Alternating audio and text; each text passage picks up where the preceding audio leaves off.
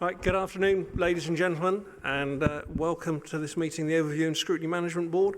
Apologies that we're a few minutes late starting, but the Lord Mayor was just showing some guests from Bordeaux around the chamber, and I felt it was appropriate to allow that visit to finish. I invited them to join us, but for some reason I can't begin to understand, they chose not to. Lucy, do we have any apologies for absence? None received, Chair.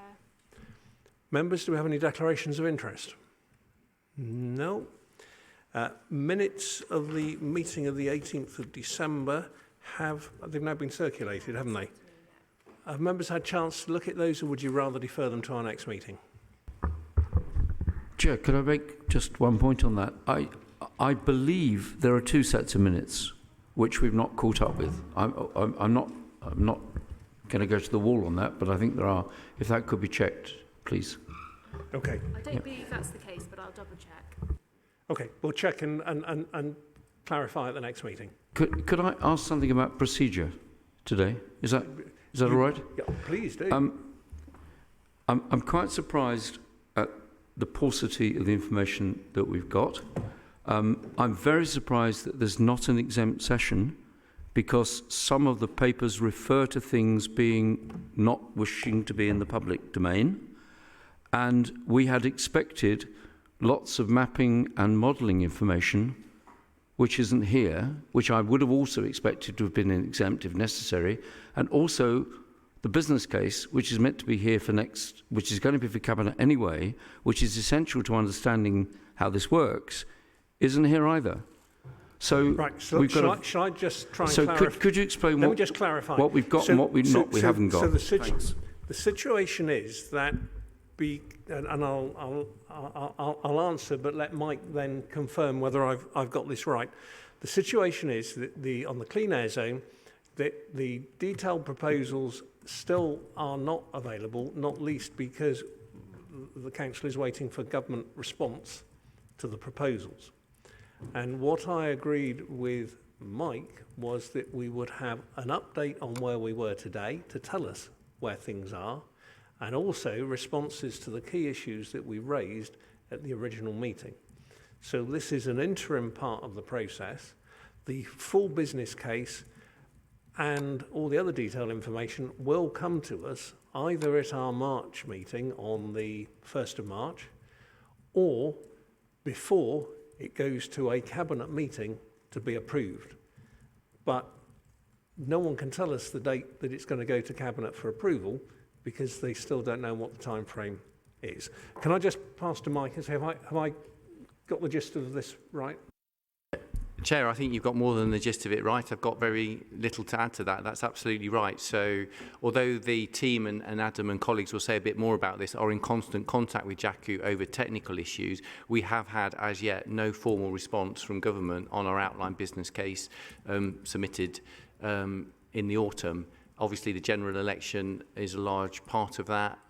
Civil servants are now engaging new ministers, etc., and they simply haven't been able to give us a formal steer on the proposals that we submitted. So it continues to be an evolving picture in terms of the technical work. Adam will update you as far as it is possible at the moment. But just to confirm, I think the key point that you said, Chair, which is as soon as we have a position that we can bring forward to Cabinet, we'll be working with you to ensure that it comes to scrutiny to be considered. It is quite likely we'll have to have an extra Cabinet meeting to accommodate that, but that too isn't clear yet until we get confirmation from JACU about timetable. Right, but thank you for raising that, Anthony. Under Chair's business, I had two items I wanted to raise. The first is in respect of the High Streets Inquiry Day, which happened on Monday. I'm just trying to think, a lot's happened this week. And quite a few of the members here were present at that, but for those of you who weren't, just to say that there was an extraordinary quality of presentation and of information that we received on the day, most particularly from the Institute of Place Management, who provided us with their 237 factors that they felt contributed to secondary high streets, and then promptly ruled out 75 or 80% of them by saying that we either couldn't influence them or they didn't make any difference. So very helpfully gave us a very clear picture on the 25 items that they felt could make a difference, which was extremely helpful. But we also had presentations on local issues, and we had specific success stories and others from 4 sites in Bristol as well. So some really positive stuff. The challenge that Steve and I and the other 2 members involved in the working group to set it up and the scrutiny team have is how we take all the incredible amount of information that came out of that and turn it into something that can be positive.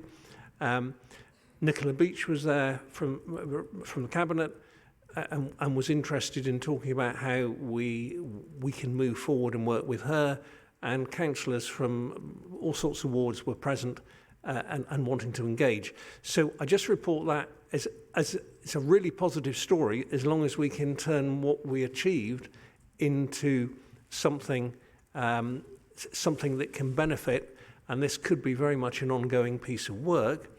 I've also discussed with Lucy and Joe that actually it highlighted to me this could be a really positive way of working forward on other topics as well. Steve, did you want to add anything? Just to say, I really enjoyed the day. There was huge energy there. We got great support from officers. It was really a great example of how we can all work together. I learned a lot, really a lot. I was very impressed that the success stories we heard often involved relationships with the community that they were embedded in. The high streets becoming really embedded in their own community and an interaction between the two. And I think that was a key learning for me. The other key learning, I suppose, was that I heard it a number of times, we've got too much retail. And how do we deal with that transition? But no, it was a great day. I really enjoyed it. Now, what I will say, and I'm not just saying it for the benefit of Marvin, who's here with us tonight, but what was really important was that there was no political issue being raised by any of us, which is quite remarkable when you've got a group of councillors together, because actually it's a common interest that we all have in our local high streets, and therefore it was something where there is a way that Scrutiny can work with executive, hopefully on an ongoing basis. So I hope that's something that can be identified. And the second issue relating to that actually is that we've obviously got the next inquiry day coming up on Monday, and that is the Special Educational Needs Inquiry Day. And Claire, no pressure, but having shown what we think we can achieve on high streets, we're looking to you to do the same. Do you want to just plug your event? Well, I mean, it's a very high bar to get over. I know I'm really excited about Monday. I think it's brilliant that we're having the extraordinary people scrutiny meeting to start with, which is open to the public. To ask questions or make statements on the recent Ofsted for special educational needs and disabilities. So that's an open discussion for the public to take part in. And then we will go into an evidence gathering day, which is for councillors to hear from a real range of experts and witnesses. Right from parents, groups, support groups and charities through to legal representation and teachers, SENCOs. And also we're really pleased to have somebody from the Local Government Association coming as well to give that real expert analysis of what good and excellent looks like across the country. So yeah, it's going to be jam-packed. So we're going to try and meet the standards of high streets. And I have to say that officers have been fantastic contributing to this and making it happen. So very excited to be a complete cross-party participation. It's been very much developed across all parties. So I think it'd be good. Yeah, we need to get on top of the issue of special educational needs, and we really want that to feed into the action plan for improvements in the city. Brenda. Chair, going back to the High Streets Inquiry Day, it was a really useful day. Unfortunately, some of us had to go because we had clashing meetings, so we didn't make the afternoon session, which seems to be happening a lot at the moment. But I think we should formally record our thanks to everybody involved in setting it up, because it must have been an awful lot of hard work to get all those people there and set everything going. It was well worth attending. Thank you, Brenda. Lucy, can we make sure we convey that message to all those involved? Yeah. The second item I wanted to mention specifically under Chair's business was that Paula, as Chair of the Growth and Regen Scrutiny Commission, has approached me in connection with the Cabinet decision on Temple Island. And Paula wishes to make a submission to Cabinet as a response from Scrutiny, but doesn't have a mechanism whereby her Scrutiny Commission meets before the Cabinet meeting. So what I've suggested is that Paula gives us a very brief indication of what she would like to say in that statement, and then members, it is for OSM to decide whether that is a scrutiny statement that Paula can submit on our behalf. So, Paula, could you briefly outline what you are proposing to say? Well, essentially, it's sort of two strands to it. One is about the role of scrutiny leading up to this item. About, I suppose, in a way, I do sort of want to go back to last year and talk about things that happened and didn't happen, and how things are now and how we want things to go forward in the future. I mean, I think we're at a sort of cusp of change, and I want that acknowledged. I think also, having been to the briefing, I found it really quite frustrating, and I have found it very frustrating since last week, myself being one of the very few people who really have had the time to go into all the detail about the proposals and the disposal, and having had a second briefing again this week. I'm conscious of the fact that not very many scrutiny members have either had the opportunity to attend a scrutiny meeting or deal in full details with the actual sort of the nuances of it all. And I think it behoves me as a chair, having had an oversight of it, to attempt to summarise that and put it in the public domain. That's really what I want to do. Any comment from members? Celia. I can understand, I think, what you're saying. It's a bit difficult to say, actually, I will sort of sign up to something if you don't know what you're actually seeing. Does that... Have I misunderstood you? Sorry, Celia. Do you mean you'd like to see my statement before you agree to it? I see. Okay. Anthony. This is a bit unusual, actually. I think chairs' statements have very often come straight from the chairs in the past. I personally don't see why OSM needs to see a statement beforehand by a chair. That should have come out of the workings of that commission rather than OSM. And I think OSM should be in a position... Can I just interrupt? The reason it can't is because the papers only came out a couple of days ago, and there was no opportunity. I do understand that, but if you look at a standard cabinet meeting, it will actually say reports or statements, I think, from commission chairs. It doesn't actually say what date they are. It doesn't actually have any comment about what they are. It simply allows that statement to be made, and I think it's only courtesy for each of us on OSM to accept that statement should come forward, whether we agree with it or not, or see it or not. It's for somebody else to decide whether or not it's valid. Joe? I agree to a point, but I suppose the point is that the rest of the Growth and Regen Commission haven't had a chance to actually say whether they agree with the statement or not. I think Paula agrees with me on that. That I think I wouldn't personally have a problem with an individual commission member, particularly a chair, having a statement, as long as it's clear that it's a statement that they have made. It doesn't quite have the same, it won't have the degree of gravitas that you would have if you had taken it from out of the commission resulting from a meeting. But it is understandable. It's a really tricky time at the moment because meetings never seem to be at the right time.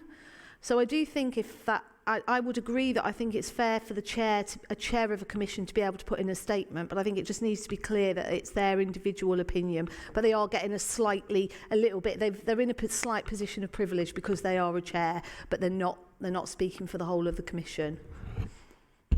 Yeah. Steve? Yeah, I'm kind of with Joe, I think. I think that it needs to be clear who the statement comes from. And who it represents. As I understand it, this is only really a question of timing, that because of the way the meetings work out, the statement would have been too late.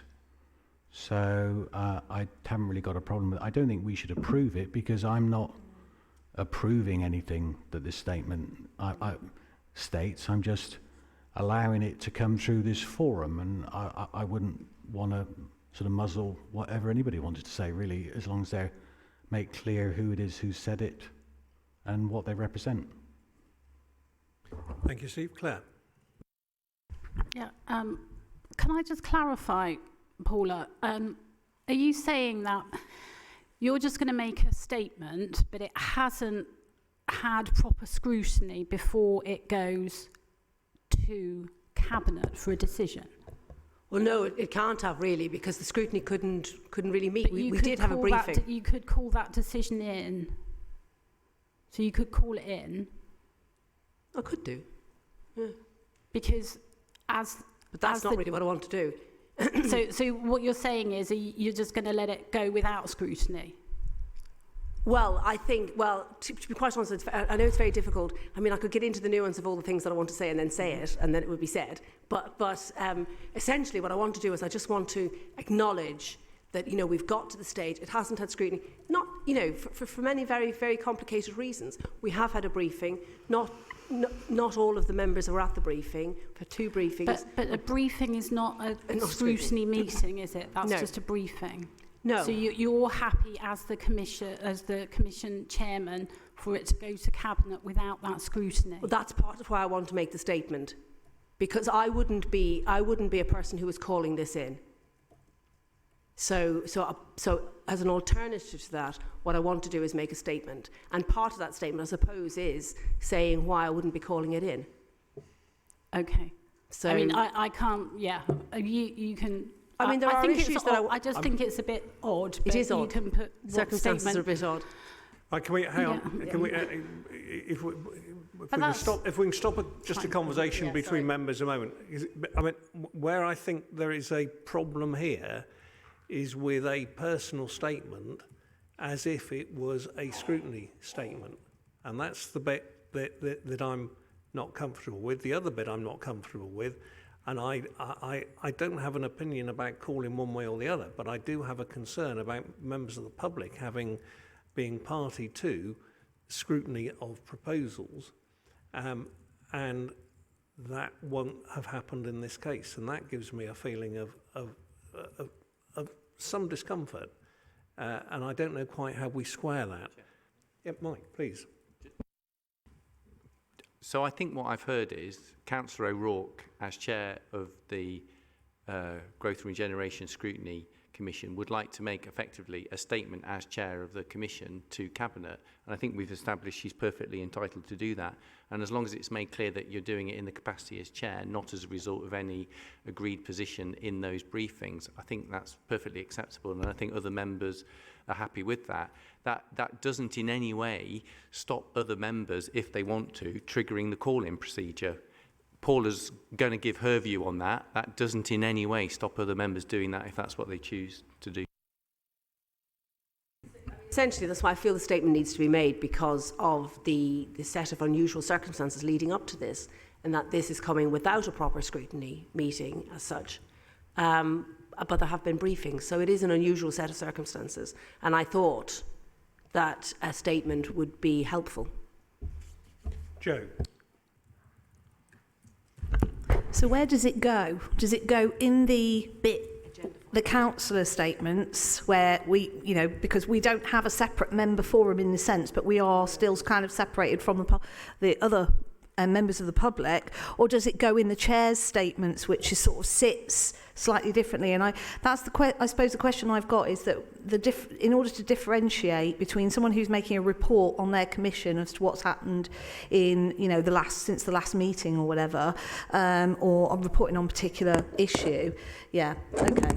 So it's an agenda item, standing agenda. Okay, by chairs, but with a difference, the difference being that some chair statements are statements that have been made and with the support or the agreement of the commission they're chairing, and other statements are being made by chairs independently. And it's just, I think it's really important that we understand the difference, because some people on the commission might not agree. So it is kind of, So just to be clear, the item on the agenda is referrals from scrutiny. it's not really a referral from scrutiny, is it? Is it? I think we're going to go round in circles here. I think Mike's intervention was very helpful. Can I suggest that we note the comments and that, Lucy, we resolve that with Democratic Services and after this meeting? Otherwise, we're going to be eating into time when we have critical issues to discuss. Steve? I just suggest we adopt Mike's proposal. I mean, Mike's made an offer which I think would be acceptable to Paula, and I think we go with that. Yeah, okay. Done. Thank you.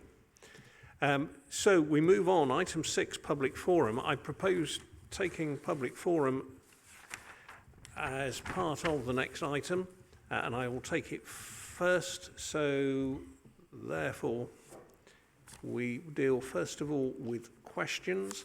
Now, members should, and anyone here should have a copy of the questions and the answers. Can I check that you've all got this or got electronic access to it?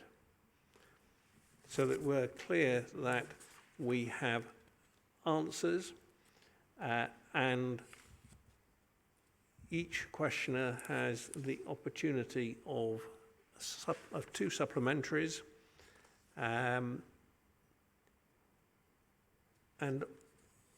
the questions, although they are asked of this commission, obviously have to be answered by the officers who are responsible for the Clean Air Zone policy. And as we've got them all here tonight, that should be possible. So I'm going to start with questions 1 and 2. Suzanne Aldry, do you have any supplementaries? Yes, so thank you for the response. Sorry. I just wonder if an officer can clarify what this 100-metre corridor is. I'm just wondering, I mean, 100 metres isn't very far. In Tottenham, we're worried about the impact on a couple of roads that are probably more than 100 metres. You know, are you only looking at stuff 100 metres away, or are you looking along corridors longer than that? Yes, it's just we'll show you in the presentation what we're doing. It's just a starting point to show people the process we're going to start on. Obviously, there will be wider impacts, and we will look at those as well. That's great, thank you. Do you have a further supplementary on your second question?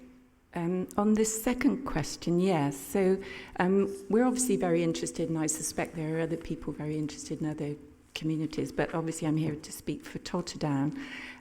We haven't been approached yet for our views. We've sent in emails, so I'm just hope that they've been received. And this looks quite a generous offer that maybe someone from the Clean Air team would be happy to come maybe to one of our meetings to meet us and discuss it. So I guess it's, yes, we'd love that to happen. Maybe we could make it a slightly bigger meeting. And when would that be useful? Is it once you've done a bit more modelling, or? Yeah, we'll be happy to come out and meet you. We probably do want to pick the right time, I guess, to make best use of your time as well. So we'll come back to you and have a discussion about when would best be, so that we're not discussing things that are wasting your time as well. So, but yeah, certainly we're happy to come out and meet and engage with your group. And we're sending our emails to BCC, I think, is that the right address, or should I be contacting you personally? If we can keep everything there, it just helps us with logging everything and making sure everything is answered and everything is dealt with and registered. Great, thank you. Thank you, Suzanne. Eleanor, do you have any supplementaries? Oh, sorry. Not many, because most of the questions were well answered. Thank you. On my question 6, the report compares Euro 6 diesel with Euro 6 petrol cars. The question I was asking is why Euro 6 petrol cars and why not Euro 4 petrol cars, which are the type that would be affected if you followed the sort of typical Clean Air Zone charging scheme? Okay. I'm not sure exactly which part of the report it is. The reason that Euro 6 diesels have been included is in part because Euro 6 diesels are not as clean as they purport to be. So we're aware of the Volkswagen scandal, which is why we've included them. I take that point completely. There was a specific point where a comparison was made between petrol cars and diesel cars, and that was given as a rationale for banning all diesels.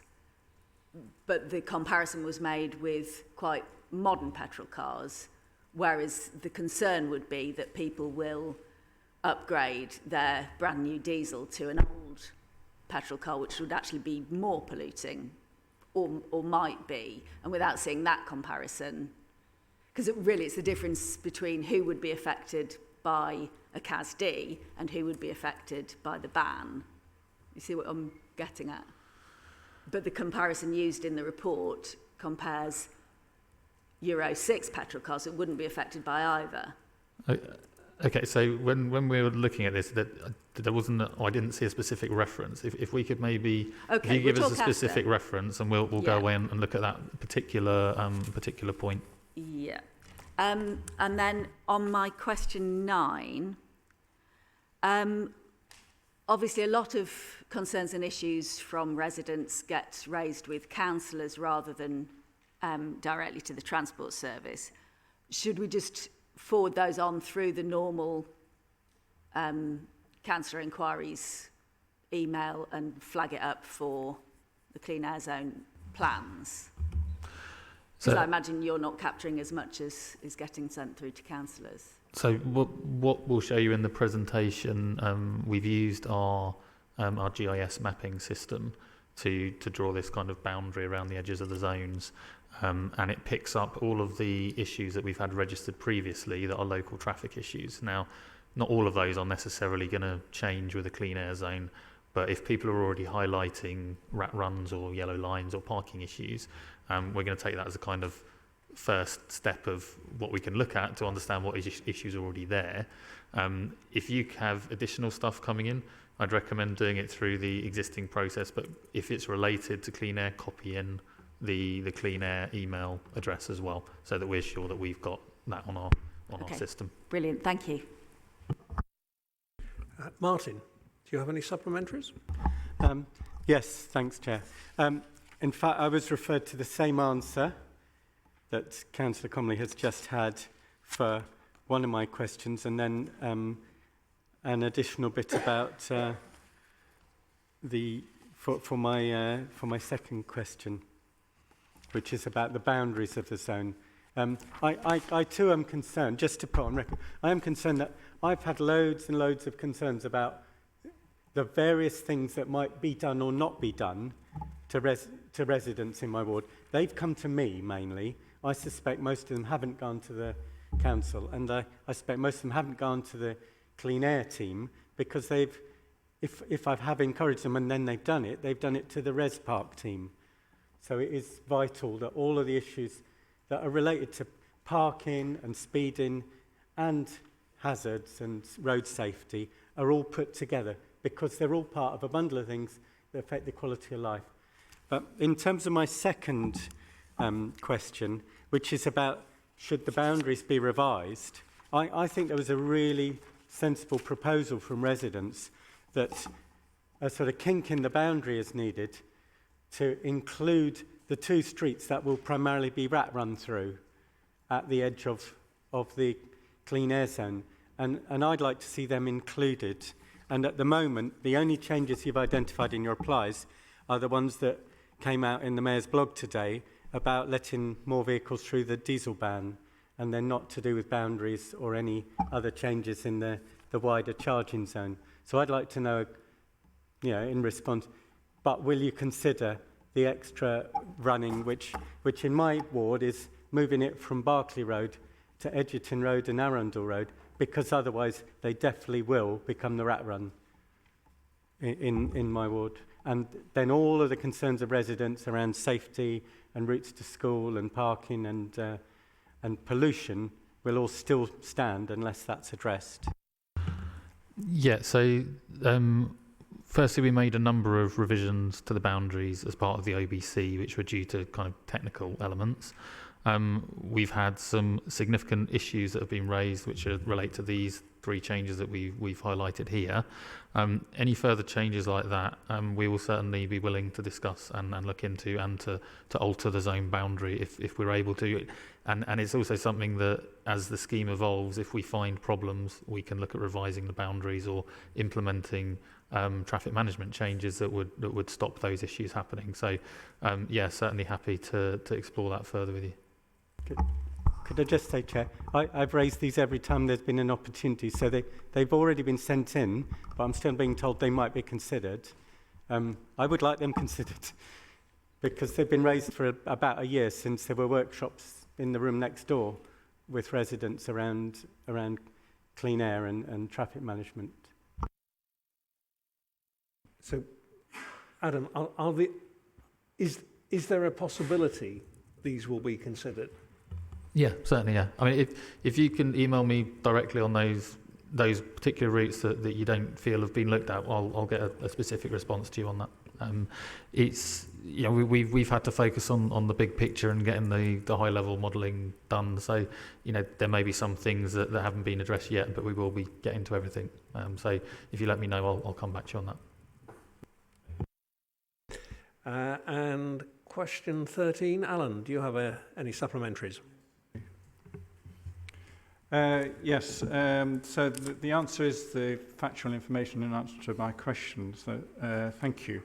My supplementary is, obviously behind this, there's a balance going on. There's a pressure from particular users wanting to see these changes, and we're trying to hit air quality targets. A couple of the changes are in places which are hitting the maxima.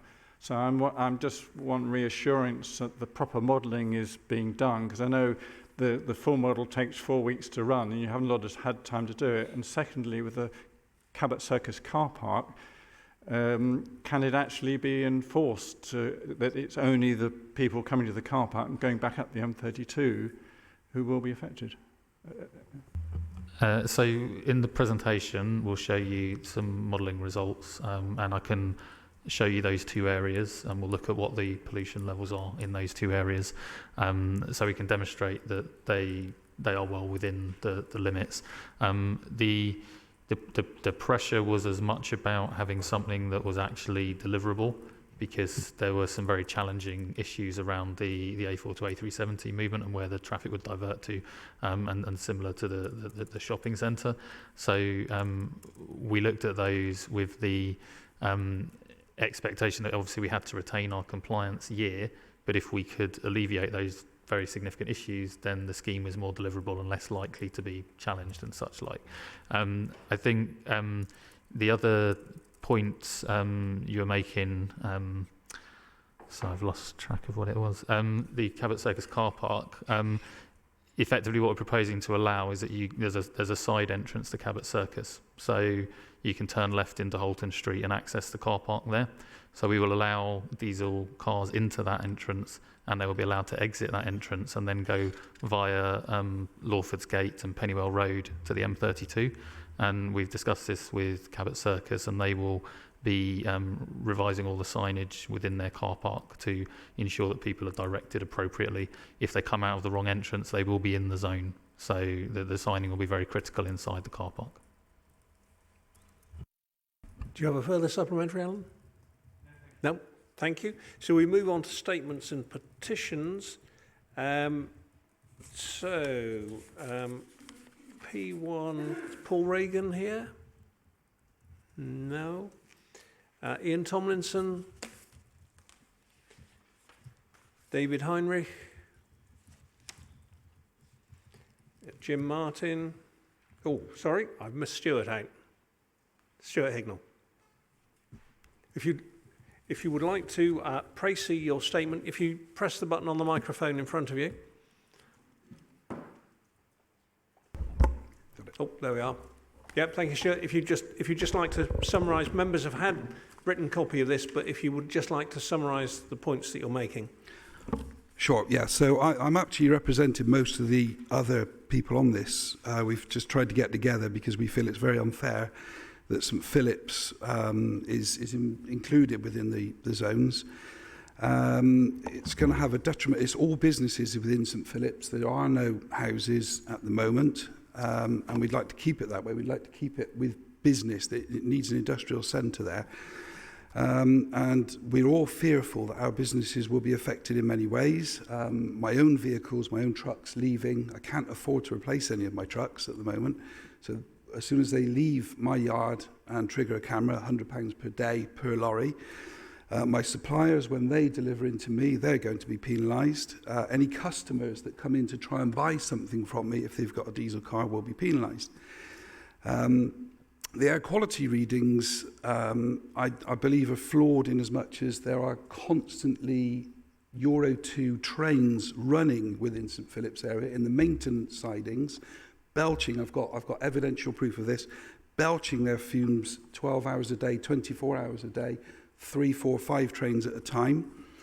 And there also appears to be very little coming out of very little information coming out regarding grants, scrappage, dispensation for people who work in the area, who have been there for 20, 30 years and pay their business rates in the area.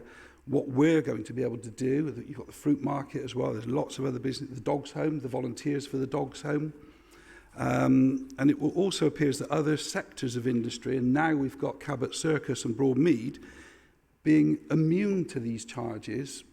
So you're introducing a two-level playing field here where some businesses, small businesses, are being penalised, whereas large businesses and conglomerates within Cabot Circus are being given free rein now to pollute in their own way. Originally I put on here that Broadmead will die. You've now changed that, so that's away. But there are businesses outside. My biggest competitors are in Avonmouth. All my customers, there's nothing stopping them going to Avonmouth and buying exactly the same product as I do without being penalised. And it's also a prohibition of movement of people and trade. Thank you. Thank you, Stuart. Adam, I know there weren't specifically questions in that statement, but would you like to comment on some of the points that were raised? One note of clarity, the private cars would not be affected going into St Philip's Marsh, so that the diesel ban is only in the central area. It doesn't cover the whole area. The other point in regarding scrappage schemes, etc., we're going to talk about it in the presentation, but we are looking at what scheme we can make use of to provide support to businesses to change their vehicles. And I'll explain a bit more in the presentation. Are you hanging around, or? I think I'm up next, aren't I? So, yeah, so it would be 5-10 minutes or so. Chair, sorry, could we also have a comment about the trains? Yes. So the clean air zone, we can only deal with the highway. It's a highway restriction. We can't do anything about the trains. That's a Network Rail issue, which the government would have to address with them.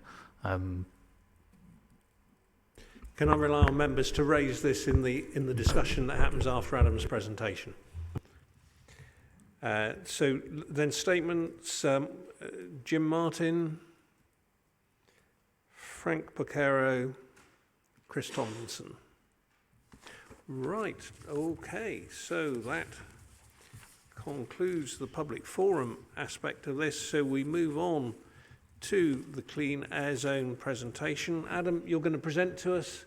We've already had your answers to questions raised last time, but we'll come back on those after you've presented.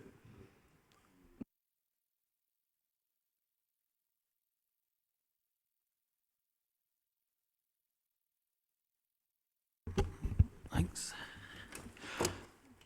So we have listed the questions in the presentation, but I think seeing as we've gone through the answers, if there are further questions at the end, then I'd suggest we pick them up there rather than go through them all again during the presentation.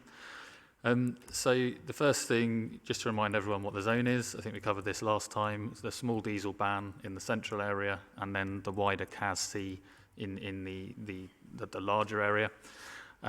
So the diesel ban is 7 till 3, that's every day of the week, and the CAS-C is 24/7, and the CAS-C is a charge, the diesel ban is a ban. This is the revisions that we've proposed to make. So it's enabling the A4 to A370 movement. We've had a lot of representations, particularly from neighbouring authorities as well, that the impacts of this, where that traffic would end up, would be very restrictive. So we decided we'd have a look at it and see if we could retain our compliance year and not have a huge impact on the air quality by allowing that movement in. Similarly, the Cabot Circus access from the M32 is the other one that we looked at. And then finally, the weight restriction that we were proposing outside of the hospital. So it was one of our worst areas in terms of air quality. So we looked at whether we could put in a weight restriction that would effectively prevent any large lorries from using the road. The issue with it was we could only apply it for 8 hours. It was incredibly hard to enforce. And it was so restrictive that we felt it would most likely end up in a challenge from any of the businesses along that corridor. So again, we checked the modelling to see if we could have a zone that would work and deliver compliance in the year we're aiming for without that movement, that restriction included. So this just shows the modelling results that came out of that. So the bottom 2 lines are the key 2 lines. So you've got the hybrid original and the hybrid refinement. So the hybrid original is what we presented to you previously, and the hybrid refinement is with those movements now enabled. So as you would expect, the levels of pollutants increase slightly in the refinement. They don't increase significantly.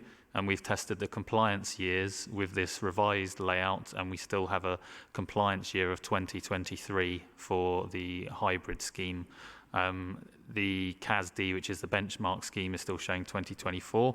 So the changes that have been made, whilst they do have a small impact, have not resulted in a change to the compliance year, which is the key thing that we're tested on by JACU and by the government.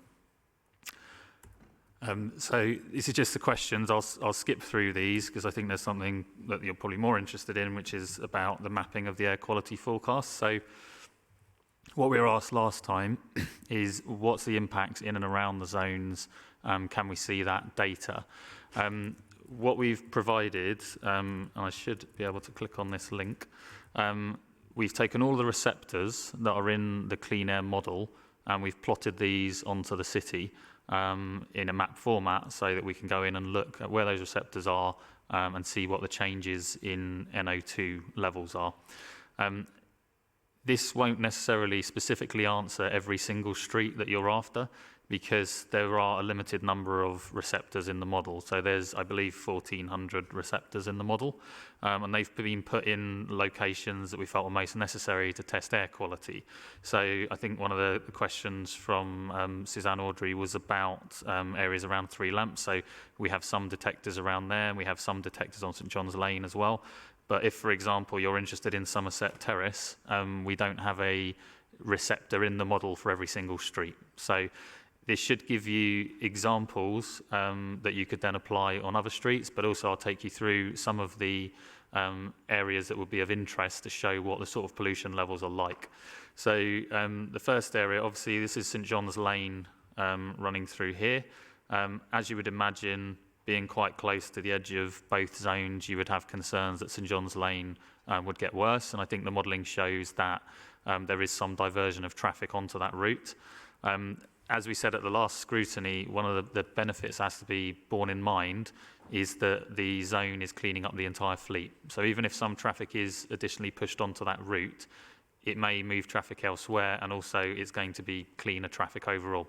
So if I then click on one of these dots, it shows you the information for that receptor from the model. So what it shows is the base level in 2021 would be 37. If you remember, the limit level is 40.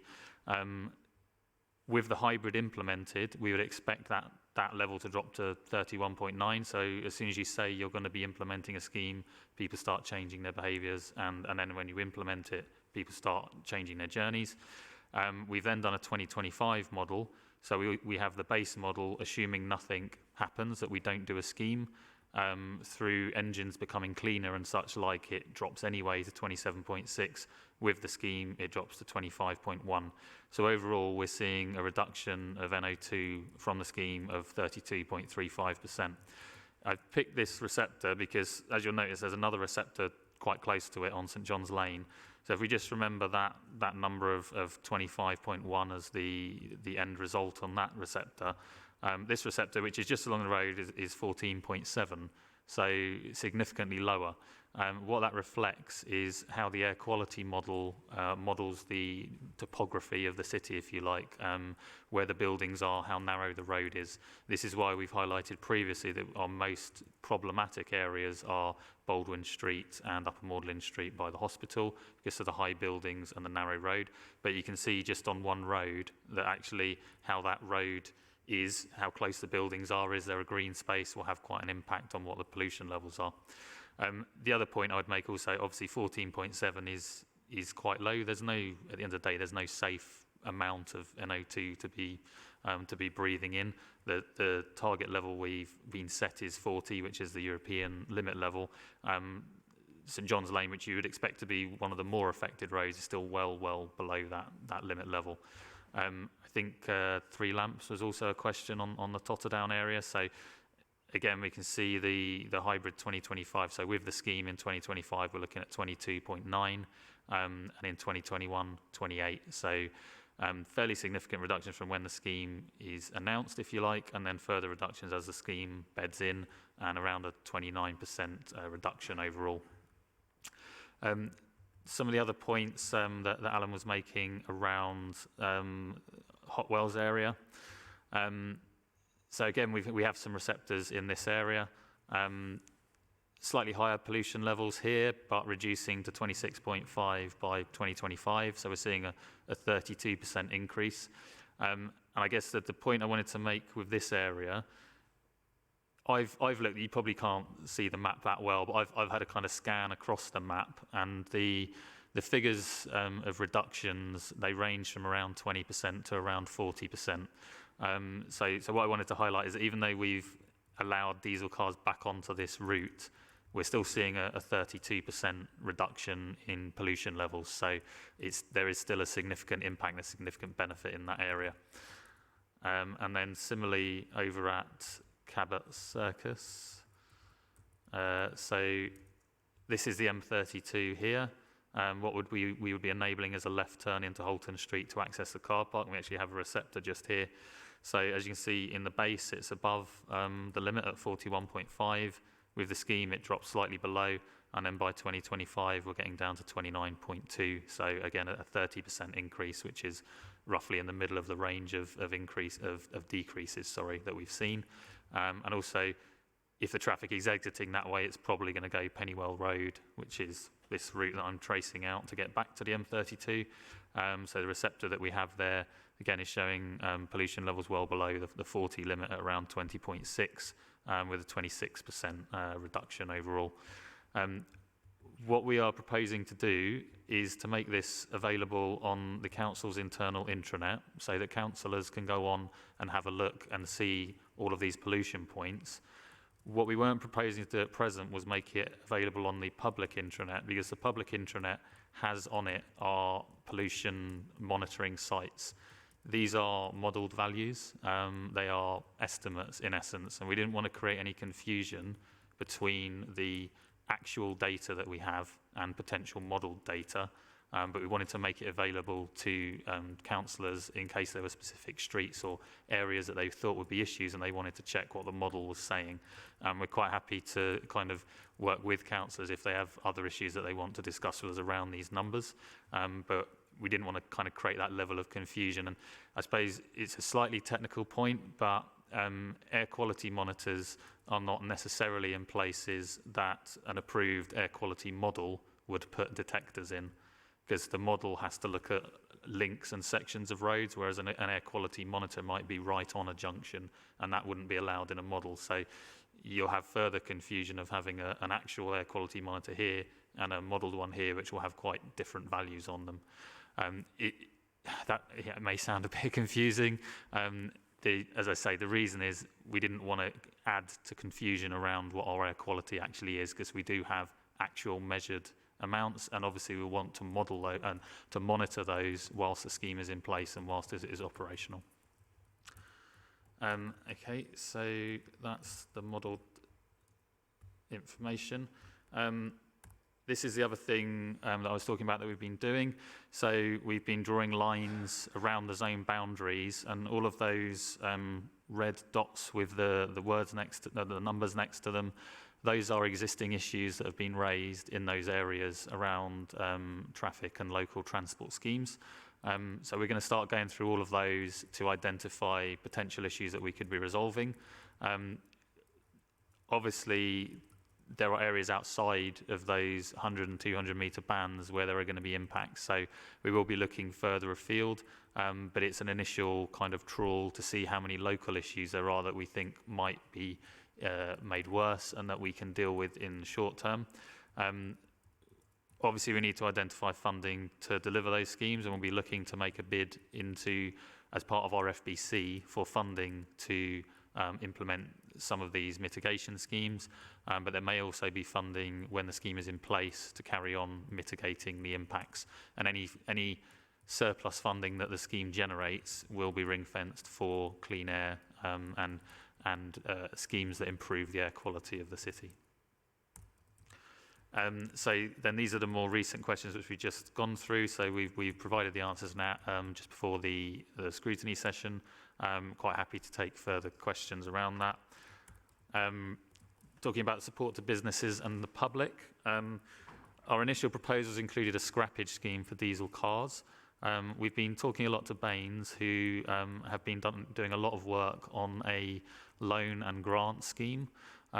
So their CAS is a CAS C, so it doesn't affect private cars, it only affects commercial vehicles.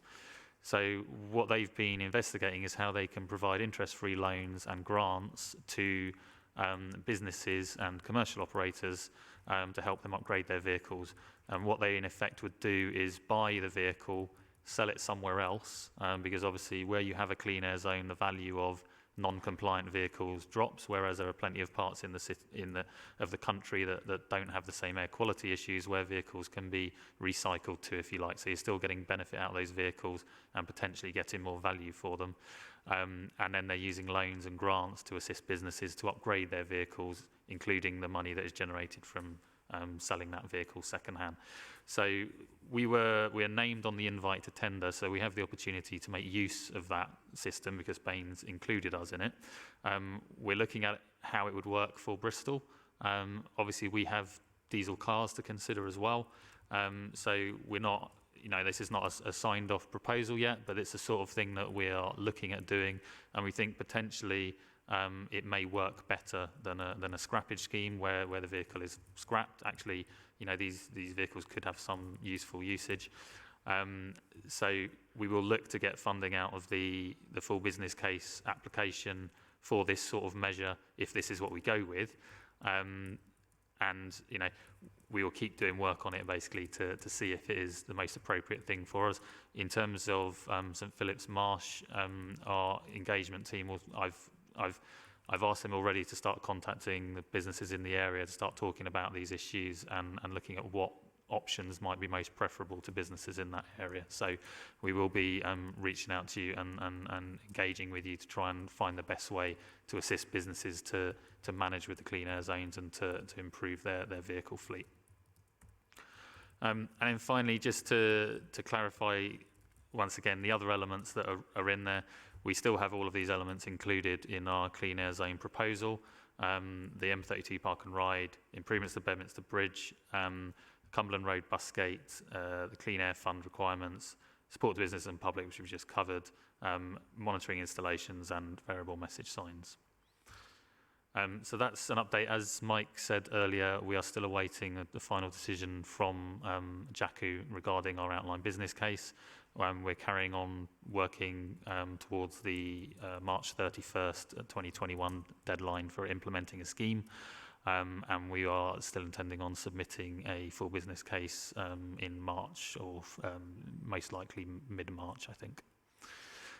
So if there are any further questions? Okay, Joe, I had a couple of comments first, if I may, and that's very helpful. I'm wondering whether the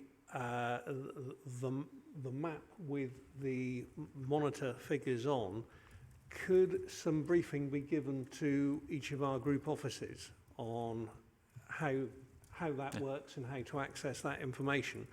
Because I think it could be quite useful if they could understand that and use that information to spread the detail. What I'm also wondering, Stuart, when we talked, you were talking about the cost of replacing a new vehicle. Are you prepared to say how much you anticipate you'd have to pay for a new vehicle?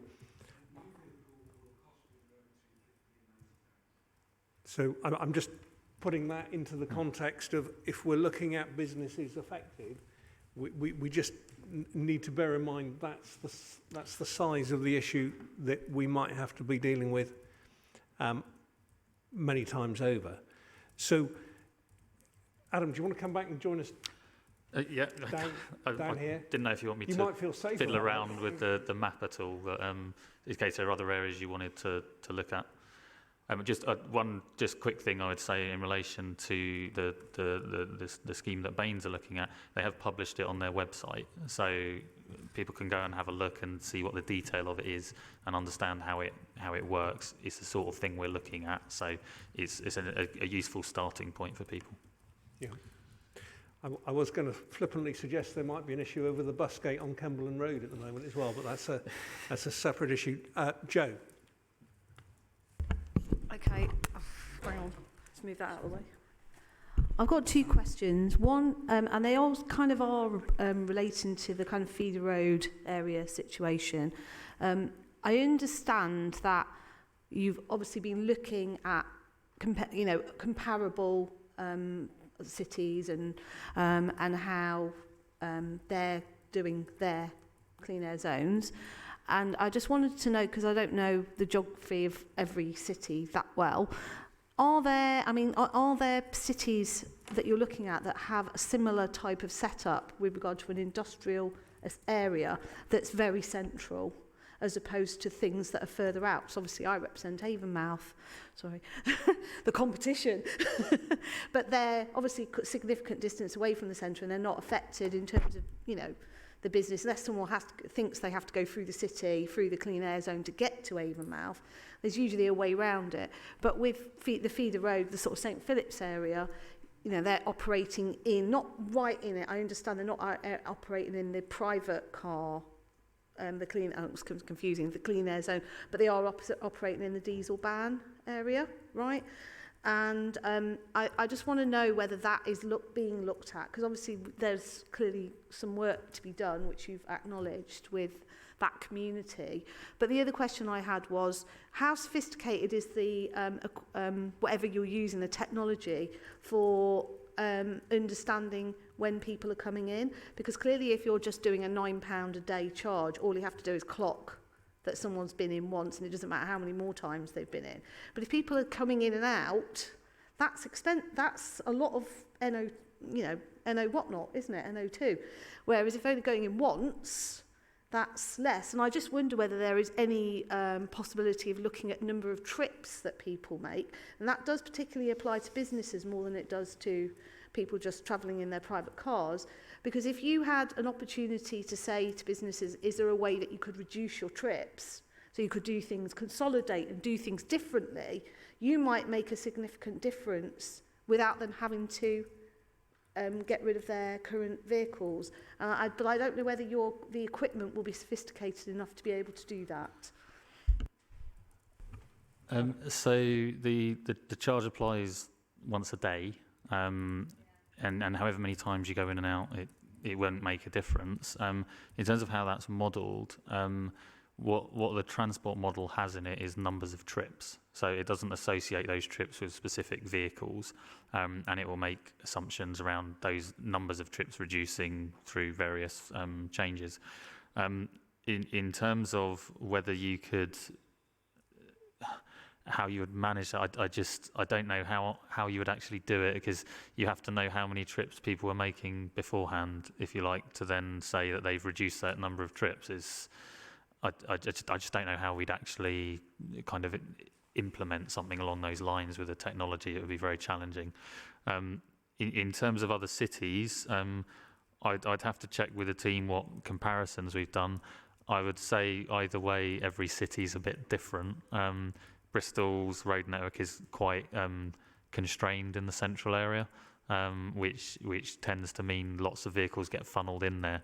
And part of the point of the zone is to cover a large enough area to encourage people to change their travel behaviours and their modes. I think the key option really for us in St Phillips is to look at how we can assist with cleaning up the fleet as a whole, because that will benefit the rest of the city. So, as I say, we're still looking at those options, and we will be engaging with the businesses to see how best to do that. I know that doesn't fully answer your question, but I don't know specifically with other cities whether they have those industrial zones in the central areas in the same way. I just think it's really important, because it's actually fundamental to Bristol. That is a part of our identity, is having that part of the city. And whilst I do think every business in the city, regardless of where they are, needs to look at how they do operate with regard to, you know, the impact they have on the environment in all sorts of ways, and I would hope they would. But I just think that, you know, to sort of, I feel like punishing St Phillips for being where it is, you know, when, you know, we're always worrying about businesses, you know, we want our businesses to stay and we want them to be able to survive. And whilst I do get they do need to change, and I think they would agree and accept that, I think that, you know, we should be looking at other ways that we can help them to change. It just worries me that we've just got to sort of let's scrap all these vehicles and not look at any other options, at least in the sort of medium term. You know, if you get into the long term, one would hope that when, you know, Stuart came to have to change a vehicle because it had come to the end of his life, that of course he would make a different choice. But that's not an option for him today, and it's an awful lot of money to look at, you know, flog them somewhere else in the country sounds like a good idea, but on the other hand, it does sound like you're pushing a problem on someone else. So, slightly worrying. Mike? Yeah, I mean, just on the last point, yeah, as you can see from the modelling results, there are plenty of parts in Bristol that are well below the air quality limits. Those vehicles will have a value. It's probably easier to centralise that.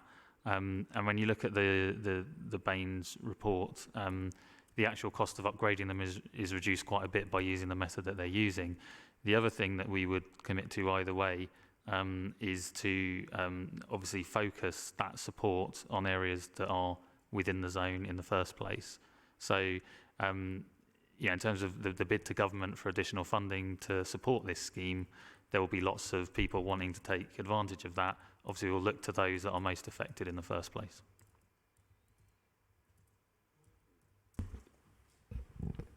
Adam's right. Every city will be different, and our main requirement is to make sure we come up with a scheme that works for Bristol and reaches compliance. But I think every city that has a CAS probably will have not dissimilar industrial areas, and I've just had a quick look at the CAS for Birmingham. I know Birmingham well, I suspect some members do. So the Jewellery Quarter and Digbeth are both included within the Birmingham CAS. They are stuffed full of successful SMEs. So I think, you know, these aren't going to be unique issues. So just for the team, we probably ought to talk, for instance, to Birmingham about what they're doing about those SMEs in the Jewellery Quarter and Digbeth who will be caught by the Birmingham CAS. Can we try and organise something that would allow our businesses in Bristol to have some sort of conversation with other businesses that have got that are in a clean air zone to see whether they can provide any advice and support, because there might be things that they don't know about. Right, I've got Paula, then Steve, and then Anthony, and then Claire. Well, I think I'd just really like to ask you very strongly to reconsider the change around Cabot. When I read it this afternoon, I had a sort of real visceral response to it, and I think everybody will have, because we talk about modal shift and trying to get people to change their journeys and their attitudes, and yet, my instinctive response was, we're letting people drive big diesel cars to go shopping, to buy more things, and we're in a climate emergency. And what we're supposed to be doing is trying to stop people, pushing out more carbons. So I think that, that psychologically it says that this just isn't really serious enough if you're just going to let people have diesel cars just to get to a car park, to get to the shops. It's the worst of all messages to be sending people. And maybe actually by not letting, shoppers, and I don't want to make, I don't want to make any sort of pejorative statements about any types of people, but it does have this idea of a leisure, wealthy type of people coming down to shop in Cabot, and I think that they're the people who could afford to change their cars. But if we're not going to force them, it's not going to happen. So I think that the consequences of it have to be thought out more carefully. I understand the argument about people going to cribs and perhaps losing, retail, and the economy needs to be preserved. But ultimately, we have to get to carbon neutral by 2030, and letting people drive diesel cars to go and buy £3 T-shirts in Primark isn't going to get you there. So please, I presume it's not definite, so I am seriously asking you to really reconsider it. Paula, can I just say, I think you've made so many comments there that members would have very differing views upon. And I just put that on record because those were personal views you expressed. I've had, I don't know how many emails from residents who've spent large sums of money on new diesel cars in the last year and a half because they believed that was the right thing to do. And they are very concerned. You say that just because they've got an expensive diesel car, they can afford to replace it. I don't think that is the sort of comment that has empathy with a lot of residents who actually are very concerned about this. I think we also have to recognise that a lot of our residents have jobs in retail and need those jobs to continue, and heaven knows, we saw it at the High Street Inquiry Day yesterday, the problems in retail are enormous.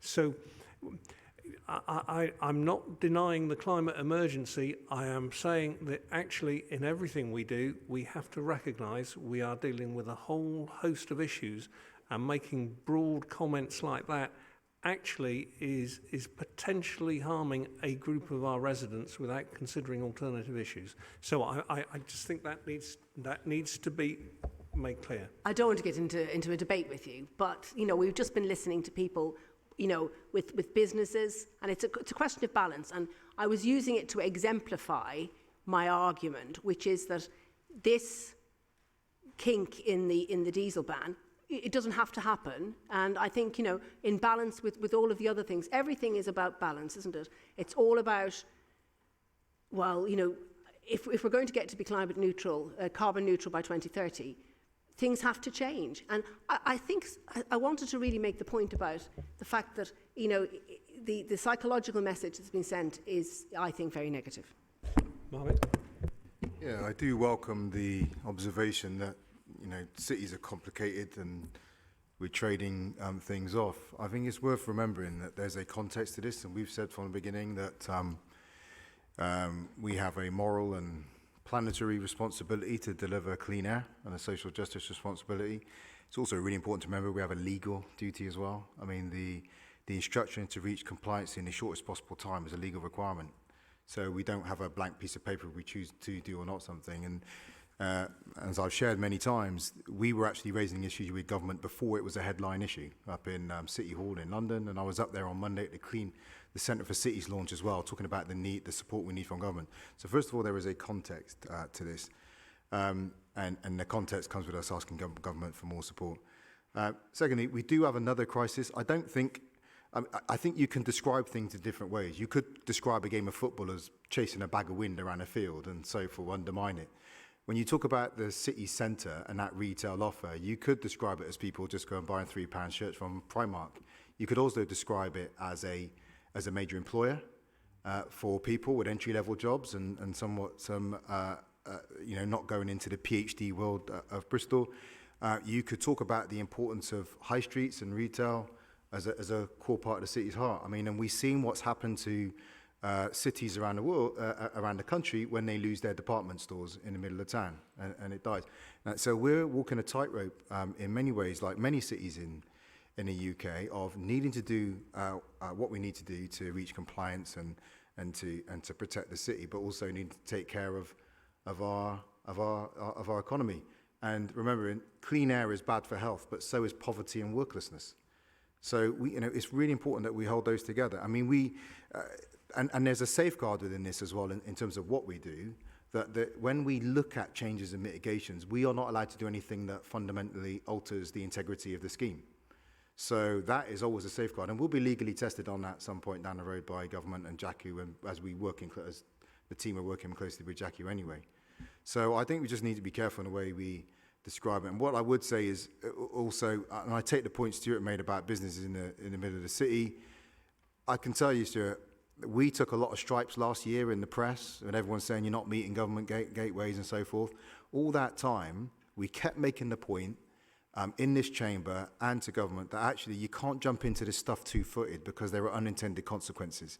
We were raising the issue of the hospital, we were raising the issue of business, and we were raising the issue of low-income people and the impacts it have on them.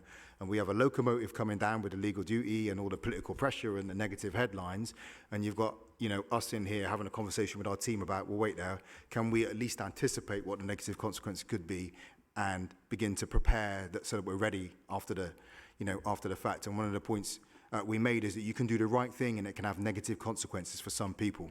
That doesn't mean that it's not the right thing to do. It just means that we have to prepare for the potential negative consequences and look for those solutions. And that's what we see here. A good thing to take the measures to clean up air, but recognizing it won't land evenly on everyone. And how do we manage the city, in that context? So I just wanted to come back on a few of those points, Jeff. Yep. Thank you, Marvin. Steve. Yeah, thank you. I mean, I do actually agree with Marvin. This is one of those areas where we really are walking a tightrope, and it actually is a very complex problem with lots of competing demands. I think it's also an area where central government are trying to pass on the responsibility to local government, and if it doesn't work out, we'll get the kicking. So I do agree it's a really complex problem. I mean, I think I would start off by saying that I applaud really the fact that the administration is listening to the voices that are being raised. I mean, there's lots of worried people who are sort of discovering that this is going to happen. So I think that's really good that people are being listened to. I think the problem is that every tweak we make, every exemption we make, makes the scheme more complex and perhaps more difficult to understand. And I think I'm not sure I've got the answer to that, but I think that's a real danger. The exemption for Cabot, I'm not sure I can see both sides of that argument. Having done the High Streets Inquiry Day the other day, and I'm interested in retail anyway. I'm not sure about the exemption to Cabot. I haven't really carefully considered that, but so I think I applaud the approach that you're taking of really listening when people come to you with problems around what's a big change. So that's my comment. The next one is my first question is about the response from JACU. I would have thought that this must be on the critical path for this project, and the fact that it's been delayed to the extent it's been delayed must mean that it's very difficult for us to achieve the compliance date that we have originally been requested to achieve. That's a kind of technical question around the timing of this. I'm surprised that the compliance date remains the original date. So I guess all I would say is we share those concerns, and we've made it very clear to JACU that the delay in getting a response from them to our OBC has jeopardised our ability to deliver the scheme to the timetable. We couldn't have made that clearer to them. To be fair to civil servants, that, you know, they understand that. They've had to deal with the general election, a new government and briefing ministers. We've been promised a response by the end of the month. Obviously, that's tomorrow. I don't think that'll happen now, but we're expecting it imminently. But you're right, the delay is going to make it very difficult to deliver to the timetable we were set, and JACU are aware of that. I mean, presumably, if they've caused it today, they can't give us too much of a kicking about it, I would imagine. But we would very much share that view. Yeah, okay. My other question goes back to the question the gentleman raised here about the trains. And actually, this was mentioned yesterday in WECA Scrutiny about the trains and the impacts of them, diesel trains idling. Have those been considered in the modelling? Marvin? On that point, obviously we have a number of detectors, like real life detectors that are around the city. They pick up what's like the baseline level of NO2. The traffic is then overlaid on that, because the changes we're making obviously are to traffic. So I guess the rail is inbuilt into the levels of NO2, like the background levels, if you like. So I'm fairly sure I can get a more technical response from our modelling team, but I'd be fairly sure it's definitely included in the numbers, if you like, the baseline numbers. So sorry, Jeff, just one follow-up to that. Have we been in touch with Network Rail to ask them to stop idling diesel trains in St Phillips and elsewhere in the city? Marvin? As it happens, on the Temple Meads development, they should be here on Monday. Monday is the point I'll take up. It hasn't been one I've talked to them about so far, but yeah, it certainly is one now, and we'll put it off the back of our work, this clean air zone work, that we'd like them to make a positive contribution to it and see what they can do. So just on that, do we have an idea of what measure the diesel trains contribute? I guess it's impossible to segregate between that and vehicles. I'll get a proper response. I'm fairly sure it's not enormous compared to the total emissions. Right. So I think when we look at the total emissions, like diesel cars, for example, are something like 40% of the total. So we'll get a response from our Jacobs. Thank you. I was just going to quickly add about the car parks that every other single city centre car park is within the diesel ban zone. So, most trips into the city to go shopping, etc., like the galleries, Nelson Street, Queen Charlotte Street, the one under 5102, Trenchard Street, they are all within the diesel ban zone. So we're just trying to provide an ability for those people that can't change their vehicles to still access the shopping area.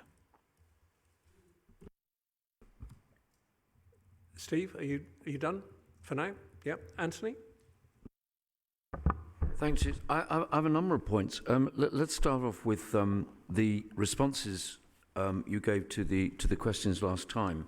Some of which make some sense, some of which clearly are not there yet, and we've got some considerable way to go, and that worries me because we're obviously some considerable way down the track.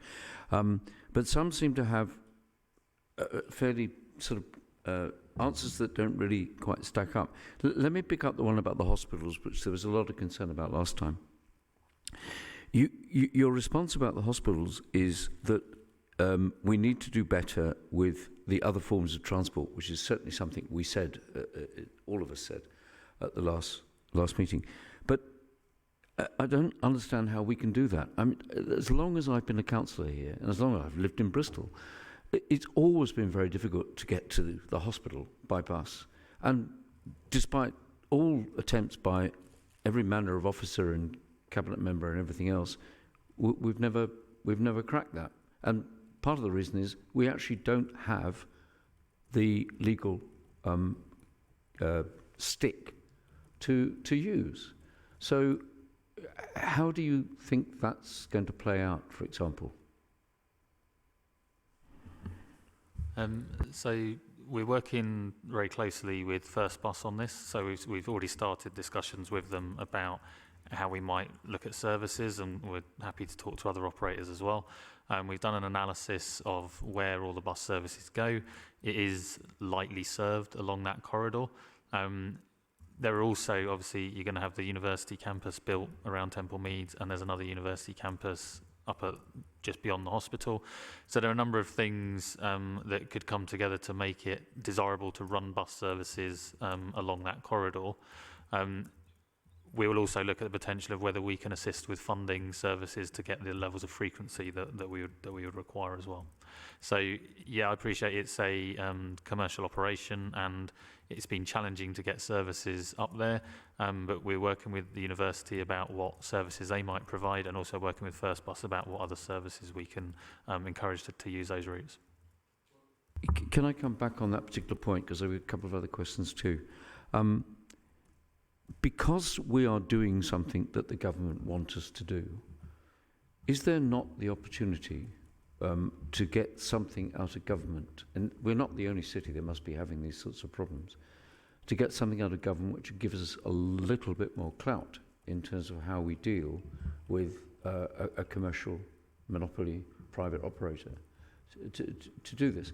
And I remind you, I mean, I accept your answer, but do remember that the U1 bus, which serves the university, only runs for 9 months of the year.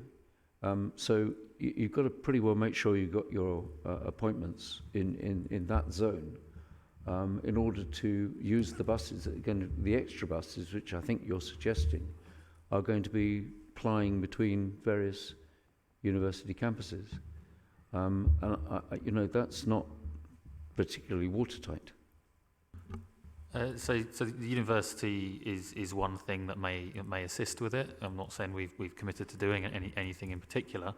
I don't think there'll be any changes to legislation to enforce further powers over bus operators. We have a number of powers that we could utilise around quality partnerships and things like that would enable us to have better control over what service we might want to run there. I think, you know, looking at local authority funding over the years, which has been cut significantly, it makes it very difficult to encourage and to subsidise bus services.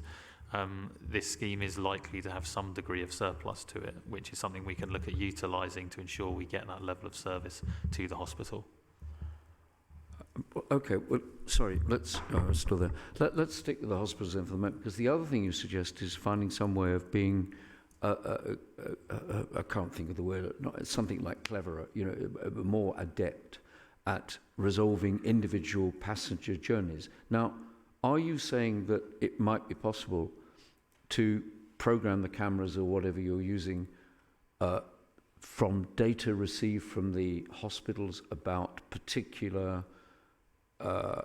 regular patients, or patients possibly with coming from a particular distance or something like that? I mean, is it possible that the resource there is sophisticated enough to do that sort of tweaking? Yeah, so that's exactly what we're looking at. There are some patients that, because of their particular conditions, will need to drive or be driven to the hospital, and we're looking at how we would provide an exemption to them. There'll be what's called it's either a white list or a grey list associated with the enforcement system, where number plates can be registered against so that they are not fined when they drive into the zone, and that is something we're specifically looking at with the hospital at the moment.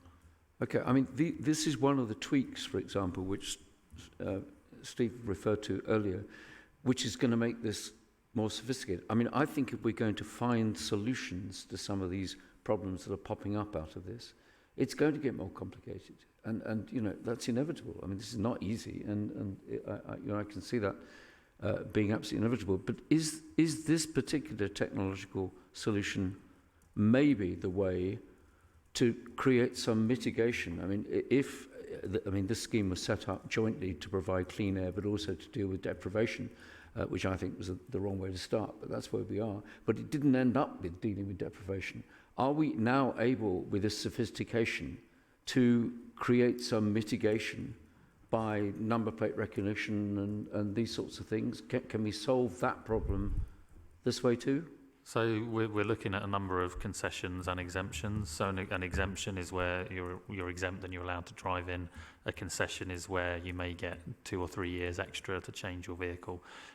So we are looking at those and reviewing those at the moment, and looking at what we can do that doesn't affect the compliance year and that doesn't affect the zone itself. But yes, we listed a number of potential concessions and exemptions in our OBC documents, and we're working through those and adding and subtracting and looking at what makes sense, what doesn't make sense, but there will be a package of concessions and exemptions. Okay, and just finally, Chair, if I may, and this is my problem, I wasn't... Marvin just wanted to comment. I think it was useful for me to go and look at the clean air zones in other cities as well, so you can see the kind of the mitigations that they are taking in Leeds and Birmingham. You can see the kind of like extra periods of time for people to transition and so forth. So it's probably worth just dipping around on the internet a bit. Yeah, okay, but I mean, are we going to do that? That's why we're here. I mean, if you're saying we are, then I'm pleased to hear it. But you know, obviously, I didn't see it in the report at all. Thanks. And finally, I couldn't. I'm sorry, it's my fault. I couldn't follow the presentation you did earlier very well. I'd like the opportunity to speak to an officer about it, because although you talk about unexpected consequences or something like that, in terms of migration or displacement of poor air, I think it's entirely. I mean, it's entirely expected outcome of what we're doing. And I think I've always argued that we need to, because my ward is going to be one of the most affected by it. I think we ought to have made more provision and more foresight into understanding what's going to happen here, and particularly what other routes vehicles are going to take to dodge the system. And that's going to make impacts on people all around the outside of the zone. And I think we need to be much more robust in how we approach this now, because it's going to happen from day one, and we need to be ready for it. So if you could offer me that opportunity to have another go at this, you know, on a one-to-one, that would be helpful. Yeah, certainly. Yeah. Thank you very much. I've got Claire, Brenda, and Celia. Did you want to go? But before I go to Claire, I just wanted to get a little clarification. I'm not sure which of you would want to, but I think last time we tried to convey the message that we were fully supportive of what was trying to be achieved here, and we didn't want to do anything that was going to jeopardise the process. And hearing you talk about mitigations and the possibilities are very positive to me, because it shows that we're looking at what those issues are. What I'm concerned about is the time frame. Are those mitigations going to be finalised in time for the final business case and the final submission that's going to Cabinet in March, or are they going to be developed and refined after the final business case as the scheme is prepared for implementation? It's some and some is the answer. So as far as possible, it needs to be nailed down as part of the final business case, because we'll need JACU to agree to them. And if they require funding, that is a key element of the business case process.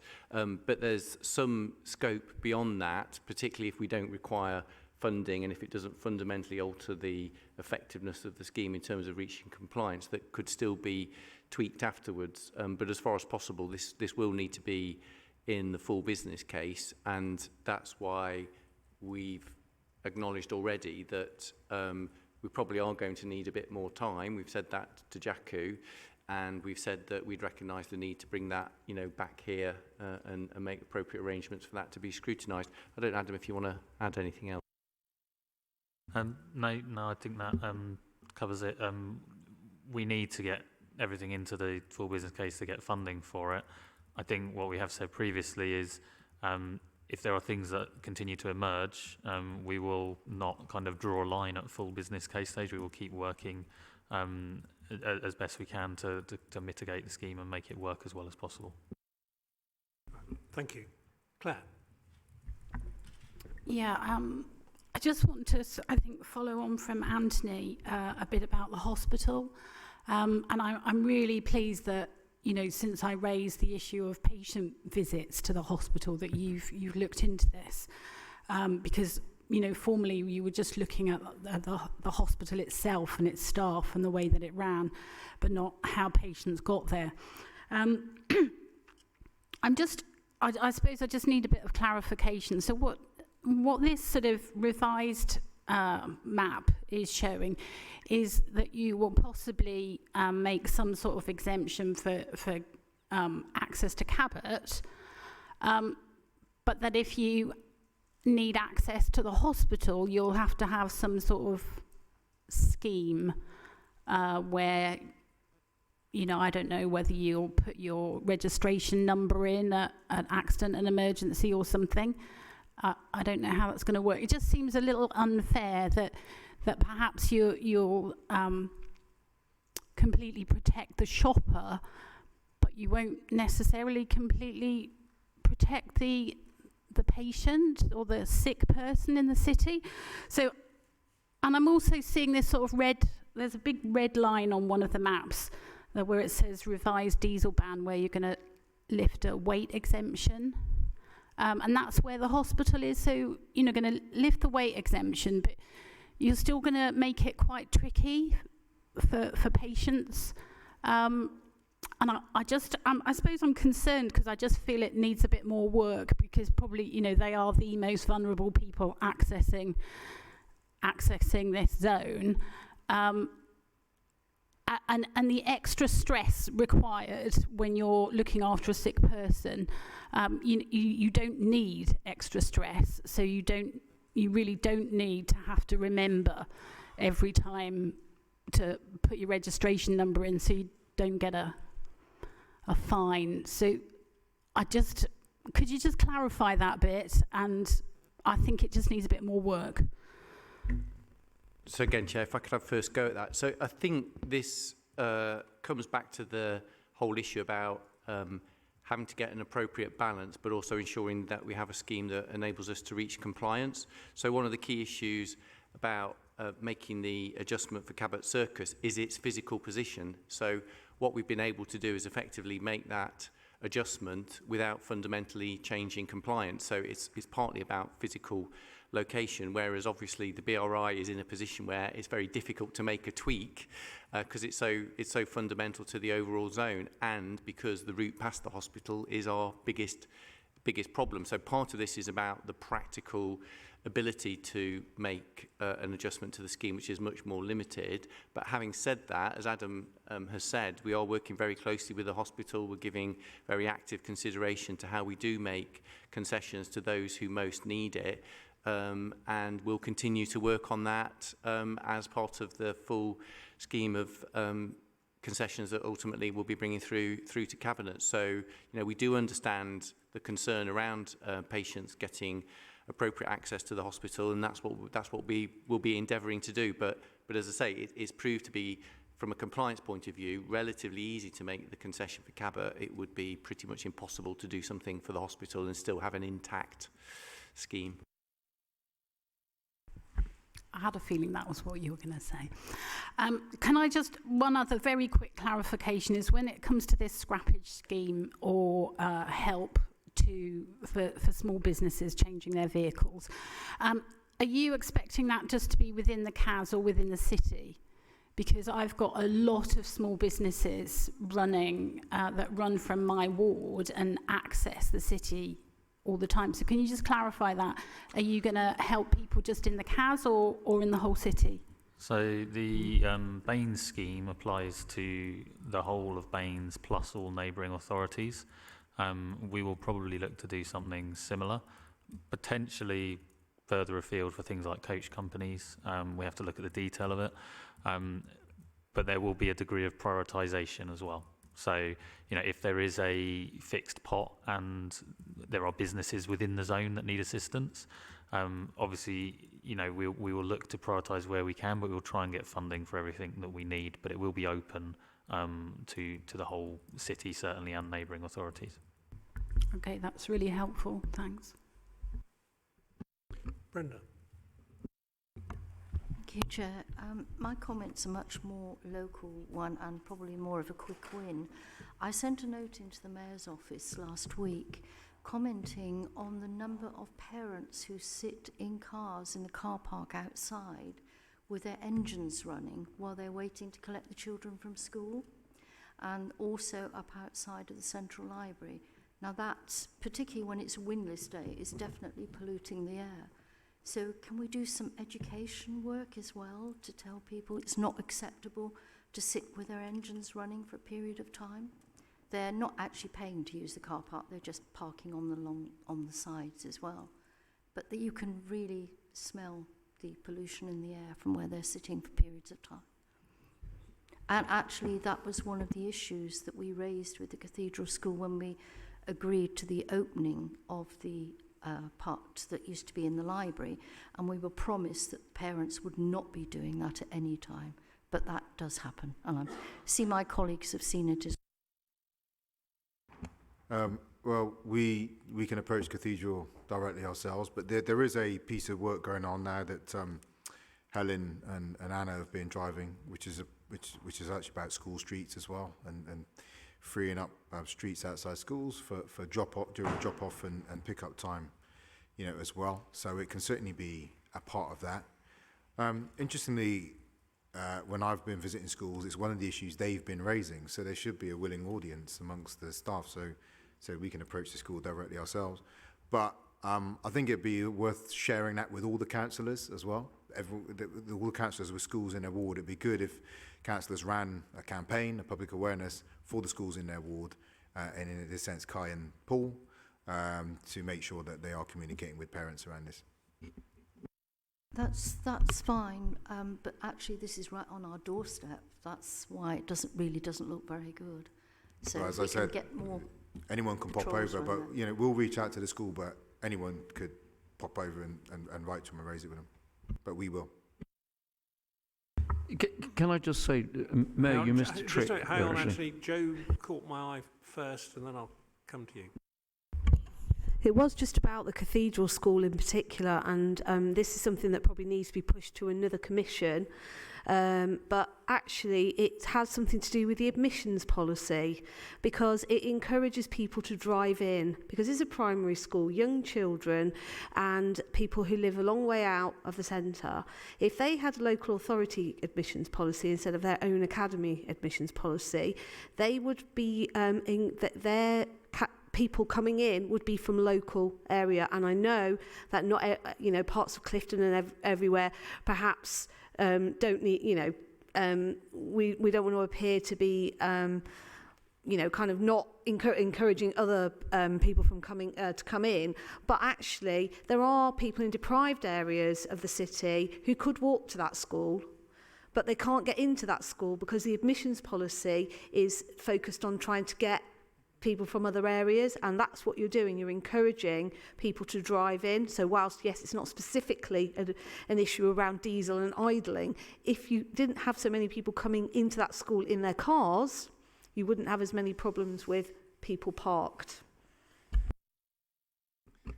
Thank you, Joe. Celia, did you have no? Just 2 points. Oh, yes. Sorry, Anthony. I was trying to forget. I wasn't trying not. I was going to give the mayor a freebie then. Apart from the school streets exercise, which you refer to, there's also the idling exercise. Since Mark Wright brought the motion to council, we had a presentation at the Walking Alliance, and there's an idling programme or piece of work going on in the city at the moment, which I think is going to go some way to answering that particular problem. I mean, just a question I don't expect anyone here can answer, but can parking services enforce by giving penalties for idling? No. That's something. On a point of information, this did come to a growth and regen scrutiny, back in October or something, and there are complications, so wardens can't just go and they can ask, but that's all they can do. So that's why the idea was to have a promotion and a nudge and these posters saying turn off your engine. And I think also, to ask people, I mean, I sometimes want to go and tell people to turn off their engines, but I don't quite have the nerve to do it. But I feel as if there were signs up. I know, I'm the person who knocks on somebody's door. But I think that it would give people authority if you see signs up, then when people are sitting there with their engine on. And that's what we need. Communities need to come together and say, we can do something about this too. Interestingly, it's often the children who are most likely to put the pressure on their parents if we can find a way to making that happen. I had just trying to pull together the discussion. I get the sense that members feel that what we're hearing about the mitigations and ways of dealing with this, that we're hearing a positive story. What I was wondering is that the issue about hospitals and emergency access and other access was, I think, was members' biggest concern. And therefore, Mike, Marvin, I'm wondering, is this something that we could ask that an informal working group of members could be consulted on this before final proposals are brought together, so that scrutiny informally is able to have a little bit of input? I think it would just help put members' minds at rest on an issue which is the one that's exercising them the most. I think that should be possible. We've got an ongoing round of meetings with the hospital. Can I commit to talking to the hospital about that with them, with a suggestion that we'd like to do that, but perhaps talk to the hospital first about that? Yeah, certainly. But I just think that again, the last thing we want is that to become and it's clearly not going to be a showstopper, because even if members aren't happy with it, I recognise it'll still go ahead. But I just think that could be a really positive engagement that could happen. The other thing I wanted to pick up was Claire's comment about contractors, because the contractors issue works both ways. It's certainly in my ward there are people who are contractors who approach me and are concerned, but actually I've been approached by a lot of contractors, many from the south of the city, who are very concerned about how they will get to the work they currently have in North Bristol and the cost of doing so. Now, and you're taking Paula's point for earlier, I'm not looking for a loophole, I'm not looking for a way out, but I am flagging up that collectively our interest is to make sure this is resolved. And I put that in the context of the mitigation and the scrappage pot or whatever it is. I suspect we don't have any idea of the actual number of vehicles involved, owned by contractors, that could be affected by this, and I'm really just flagging it up, and I'm wondering, Mike, whether again this is something that, in the same vein, we might have an informal feedback before the final proposals come out. Not looking for loopholes, but I think it's an area that we do need to be careful that we don't have a very serious unintended consequence in terms of the jobs in the contractor market in Bristol. I mean, I think at the moment that sounds, I have to say, just a bit too broad for us to be able to really tackle in a way that doesn't undermine the compliance issue regarding the scheme. As you say, the number of people who might fall into such a broad category is, well, one, we don't know the number, but potentially could be very large. I'm not asking for a loophole, but given Adam's comment was that this would look, following the Baines model, to apply across the authority and further afield. What I was really asking for is, whatever the mitigations are, could members be briefed beforehand to understand what they are and how they might work, and before they become final, make contributions on suggestions that may help that scheme to work better. Certainly not looking for anything that gives any any exemptions. I'm just trying to say, can we have some engagement? So I think, as with the previous session, you know, we have been listening carefully and taking on board the suggestion, and clearly we'll do that today in the light of the further conversation. I guess I want to be realistic about the fact that we'll be preparing to come back, I assume, for some kind of formal scrutiny process with the full business case. Whether there'll be, you know, to be honest, whether there'll be time for the team to also, you know, sequence in an additional engagement with members prior to coming to talk to you at scrutiny. I mean, I think, you know, if we can fit that into the programme of work, then we'll do it. But I don't want to be honest, overcommit a very stretched team. But if we can, yes. A very diplomatic answer. I mean, just say, I was putting it in the context that I think you would acknowledge that whenever this paper is produced, it's going to be produced to a tight time frame. And therefore, what we are presented with to scrutinise, a matter of a couple of days before it goes to Cabinet, will be in its final form. And all I was hoping for, that there might have been a chance for some very informal engagement before its final stages. But I hear what you say, and perhaps we can talk about that outside of this meeting and see what we can work forward. So, unless anyone's got any burning issues on, that's probably not the appropriate word, any critical issues on clean air, I'm going to bring this item to a conclusion.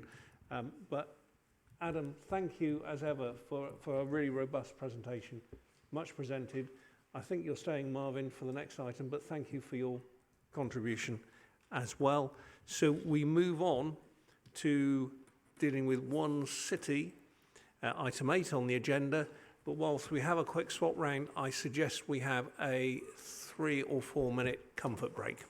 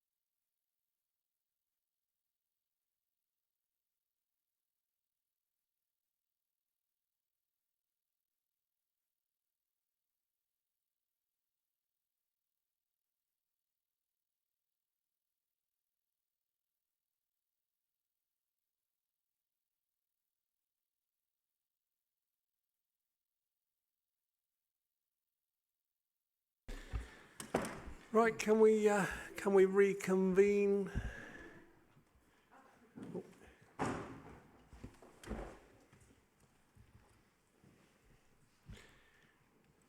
Right, so we move on to One City and an update. Marvin, we were just having a debate on whether you wanted to introduce this item or speak later. I can come on later. Okay, in which case, Andrea, Ed, over to both of you. Okay, thank you, members. Can you hear me if I stand or should I sit? What's easier? We can hear you either way. You all know I like to wave my arms around, so I'll stand. I'll try not to. I won't hit you for Councillor League, I promise. So thank you very much. You will all have received our report, which hopefully covers some of the issues that I understand from your pre-Leeds meeting that you wanted covered in the report. I was also advised by our scrutiny officer that a short presentation would be beneficial for this session, so I'm going to take you through a short presentation. That is in effect going to cover just a brief recap of One City, just to obviously kind of get everyone kind of back in sort of the head zone on that. Then we're going to talk about some of the achievements that have occurred in 2019 and some of the work that we've done in 2019. We have included a case study, and that is Period Friendly Bristol, which is something we're very proud of. And then we're also going to talk about our work programme and the priorities for 2020. So I hope that kind of covers everything. I was going to suggest as we go through, Chair, would it be okay to take questions at the end of the presentation? What we also do have, we do have two videos. They're very, very short. One is on Period Friendly Bristol. That has been available on YouTube for a number of months now. And one is also about our dashboard as well. So they are quite short, and we will circulate those round if you haven't already received those. Just unfortunately, they wouldn't come in the email. So I just wanted to confirm, Chair, that you're happy for us to show those videos? Okay, thank you. So just in summary, what is One City? So One City was something that basically Mayor Marvin Rees brought together in terms of, in 2016, he brought together a large number of Andrew, city partners. can I just interject a moment to make sure members are aware they've had this email to them if they find it easier to look on their iPads and their eyesight's like mine and can't quite see the screen. So. Yeah, I'm going to have to look at the screen. And one of the things that came out from that engagement with city partners was a strong feeling that across the city there was lots of fantastic work happening, but there was hundreds of unaligned strategies, as in lots of different things happening, but happening at different timescales, not necessarily a lot of them going beyond kind of 5 years. Whereas if you want to tackle some of the major issues in a large, complicated city, you needed to think longer term. So that was one of the kind of the clear asks that came out from partners, was that could we look to create a plan that could help to kind of provide a framework for a lot of the work that's happening in the city. So that was basically the vision of One City, was to attempt to bring some of the focus to that. What also emerged is that there wasn't necessarily easy mechanisms for city partners in different sectors to come together. So people were maybe meeting around health, they may be meeting around learning, but unless there was a particular kind of sort of maybe a crisis issue or kind of just regular kind of sort of maybe bumping into one another at a networking event, there wasn't really a regular pulse that brought people together. So in summary, that is the basics of what One City is. It's about trying to bring people together, about trying to create a shared vision for the city, as well as with the outcome that we can actually harness the potential of that collective power. So if we all sort of face in the same direction, then actually we might be able to achieve more. So that's kind of basically the summary of One City. I'm not going to expect everybody for the slides there, but to have a quick look at that. But the next slide sets you out the 2050 vision that we've been created. So that is that by 2050, Bristol is a fair, healthy and sustainable city, a city of hope and aspiration where everyone can share in its success. So all of the work that we do must link back to that vision. And how that has been structured is across 6 core themes. And those are connectivity, which is transport and digital, economy, environment, health and well-being, learning and skills, and I'm just trying to remember, and homes, thank you very much. I should know those off by heart. So that is how we have structured the plan. And that's not to say that there aren't other things, but actually we had to apply some form of structure and start somewhere. So that's the structure we put together. And that is all underpinned as well by the UN Sustainable Development Goals. And that is a recognition that increasingly that cities, more so than nations, are going to be the places that deliver the UN Sustainable Development Goals, which all the countries around the world have signed up to.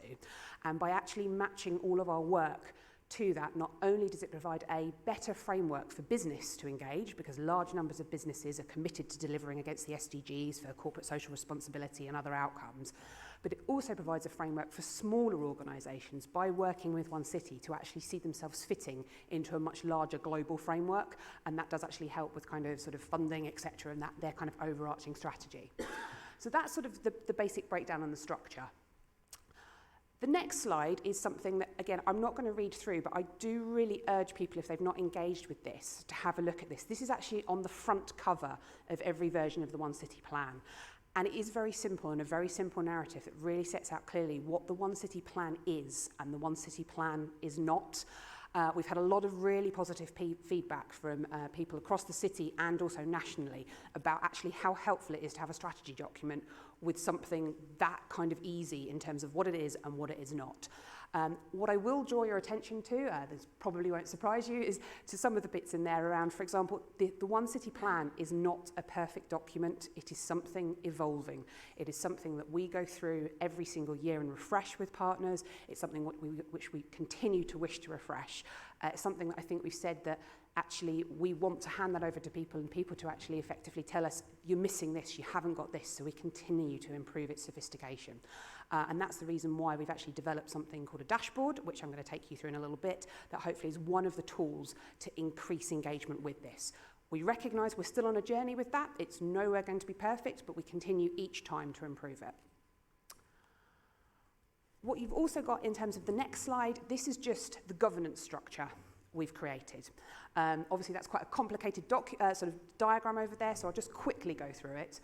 In summary, twice a year, we bring together hundreds of city partners for a city gathering to network and to hear what is happening in the city. We also have 6 One City boards, of which 4 were in existence before One City was created sort of in its current guise last year, and 2 were set up in 2019. That's the Environment Board and the Economy Board. And those bring together different partners to basically who are experts or potentially sector leads in those areas, with the idea of trying to shape policy, to help potentially inform decision-making in all the different constituent parts of the organisations they represent, with the idea that actually by bringing people together, we can actually have due regard for all of the different complexities that we have in a city. We don't just kind of remain silo-focused. So we have those 6 boards.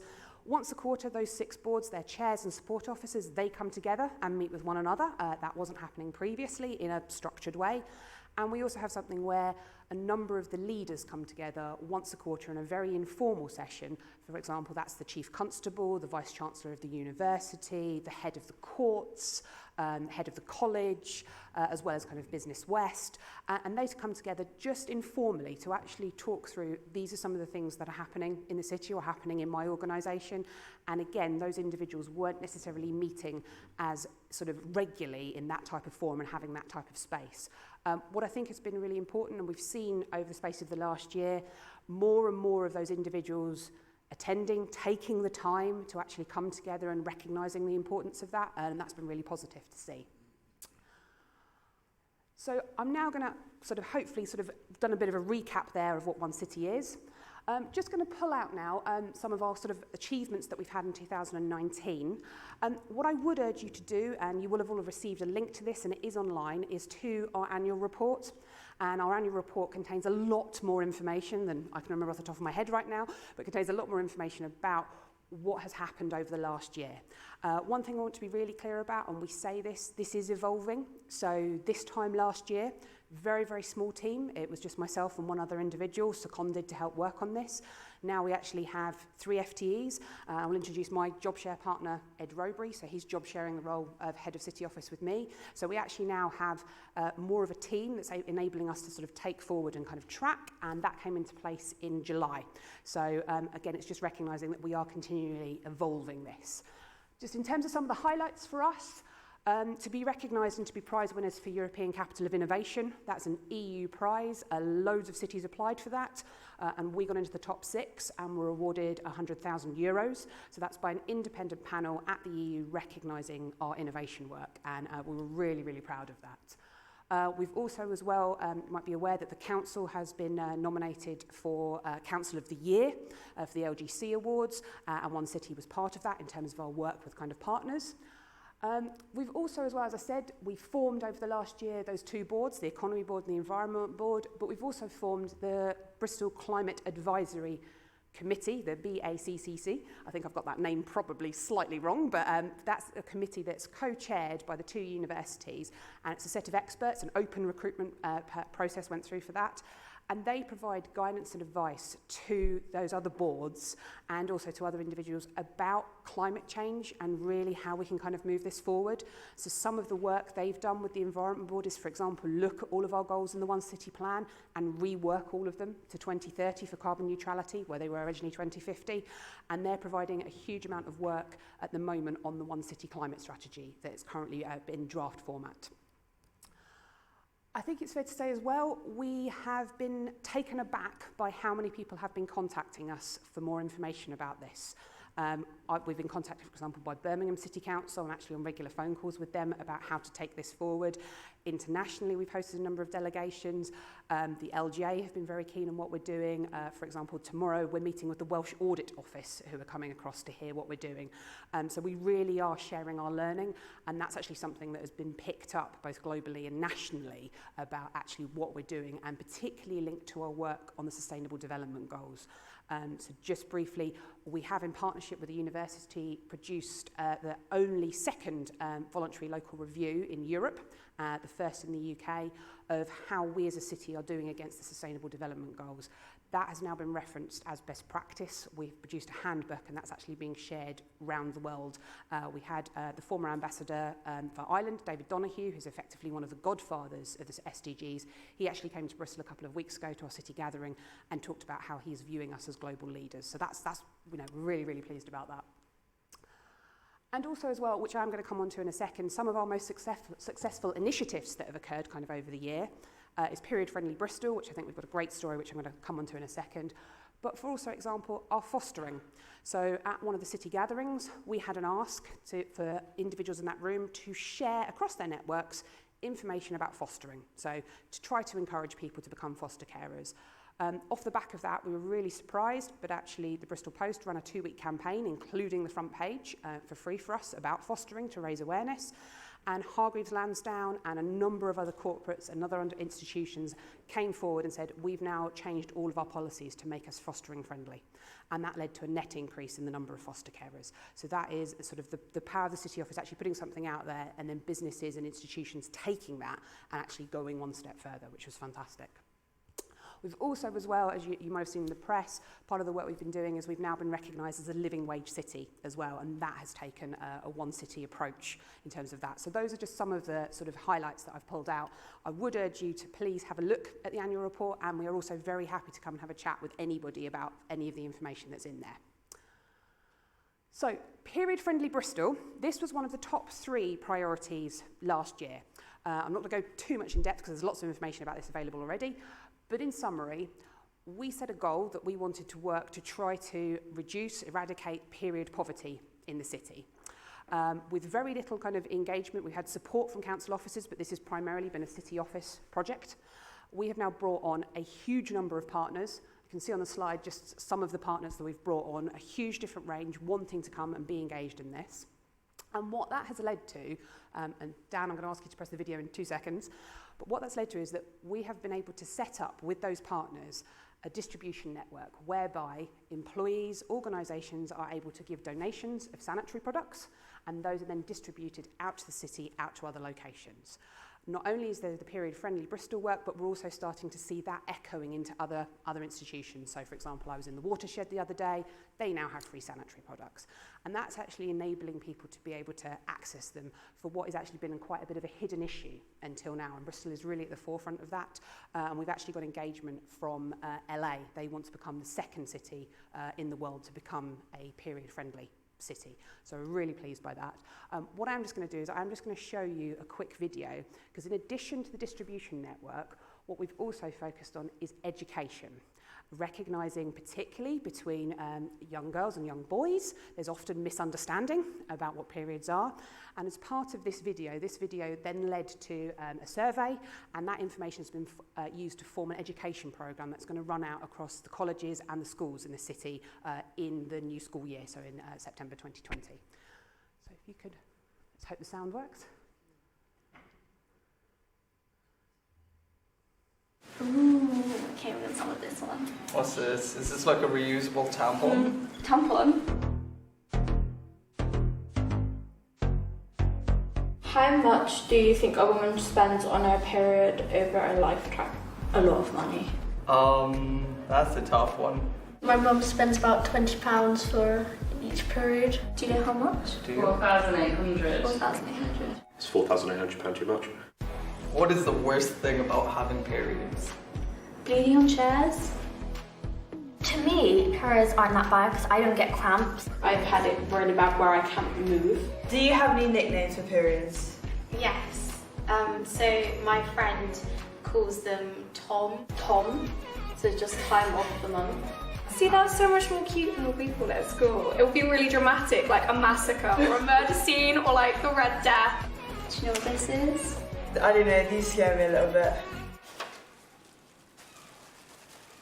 A menstrual cup. So this is... Oh, so that's like a day's worth of blood. Yeah. What would it be like if boys had periods? The world would end. Well, we wouldn't hear the end of it, would we? No, I don't think we would, but also I think it would be so much like more accessible for products and stuff. There's kind of a stigma between boys and periods. I think that period products should be free. It's really annoying as well, like why should you have to pay for something that naturally happens to you as well?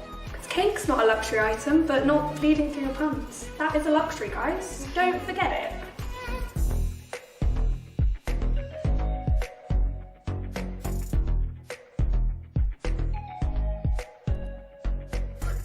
So that was actually put together, we put the ask out, and actually Plimsoll Productions came in and produced that pro bono with our youth council, and we actually in effect left them to it. We left them to shape the questions, and I have to say I think that's absolutely, I love that video, I think it's fantastic. So that is a case study, though, of how kind of One City is working in action, where kind of issues are being identified and we're engaging with a wide, different range of partners. So at the moment, their distribution networks are in a number of locations across the city. We're looking to expand that, and probably in June time is when, because at the moment it's currently still in a pilot stage with the distribution network, and in June time we should be able to be reporting back on that. But basically the take-up has been fantastic, and one thing we would ask is actually to any councillors who are interested to go online, to point people to the app if you have got people who you think might want to kind of engage with this, might want to set up a hub, or potentially areas that people might want to donate. So I'm very happy to share that further information if you haven't already got that. So, also as well, one thing that we are going to flag as well, I'm aware of sort of jumping a little bit, but one of the things that we have introduced this year is something called the One City Dashboard. And the dashboard is a mechanism whereby we can actually interrogate the plan. This was produced by our design team, and it's actually a really good forum, we think, for people to be able to look at the plan, provide feedback, and actually say to us, we think you need to strengthen these areas are kind of missing, because it is a large document. There's over 540 goals in there, 18 every single year up until 2050, setting that kind of pathway. So we are actively really looking for kind of feedback on that. And I will talk to you in a second about an engagement program that we're looking to start rolling out over the next year. So, again, so I'm just going to play a quick video that explains the dashboard.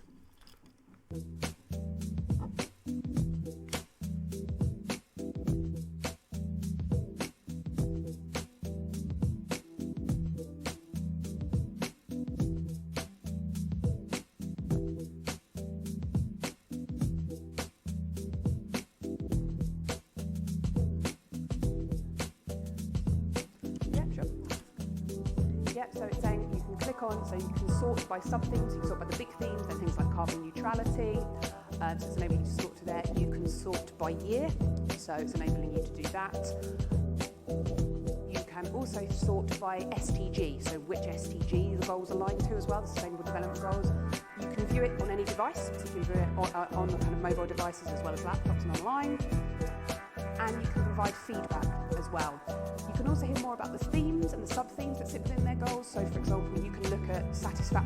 bus services and the stats on that linked to the transportation goals, so it actually pulls those together, and you can also give instant feedback online.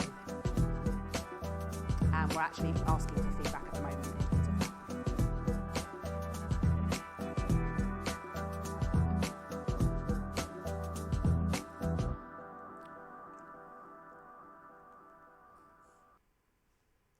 So that was the last of the videos, and again, as we said, we're very happy to circulate those.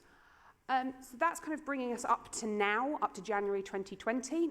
So what has happened in basically the last 4 weeks. We, on the 10th of January, published the second iteration of the One City Plan. So obviously the first one came out a year ago. We've published the second iteration of that. And that also contains details of what each of the boards has done over the last year and some of our achievements and some of our learning. It now also includes a section from the Youth Council and the Youth Ambassadors and Babasa about their views for the future, as well as more details about interconnectivity and also how we want to enter a regular cycle of refreshing the plan. As I said, we also launched the annual report and we also launched the dashboard. So that all went live on the 10th of January. And we also had the City Gathering. And at City Gathering, as I've alluded to, we had Director General of David Donoghue coming to talk about the SDGs. But we also had a really, really wide range of speakers. So on that stage included Dame Caroline Fairburn. She is the Director General of CBI, talking about the importance of businesses engaging in the civic space and doing this type of work. But we also had, for example, a great session where we had the commander, Bristol Police Commander, talking about street conflict, but also heard from an ex-gang member. So a young man who used to be very notorious in the gang scene in Bristol, is now actually working as an entrepreneur, and through his business he's actually bringing in other young people who are in a similar situation to what he was. He was able to engage with them in a different level to potentially the agencies that we all work with, bringing those in, and then talking about how he's actually in the process of setting up a 24-hour youth centre in Easton. So there's a really different big range of kind of people that we were hearing from on the day, which was fantastic. And at that event, what happened is, of the goals, we set the 3 priorities for this year. So of the 18 goals that are in the plan, 3 of them every single year are sort of what we call above the waterline. That's not to say that the others aren't happening, but these 3 goals have extra attention from the City Office, and actually we urge partners to kind of engage with us and rally around them. So those 3 goals, 2 of which were voted for in that room by the gathering members, but 1 was particularly chosen by the youth group. So we actually gave over to the youth ambassadors and the youth council the goals that we had for 2020, and so then you tell us which one you think should be the #1 priority. They've picked connectivity, and I have to say there was a great speech by Kozali and Sienna, the youth mayor and youth ambassador, about the importance of transportation to young people.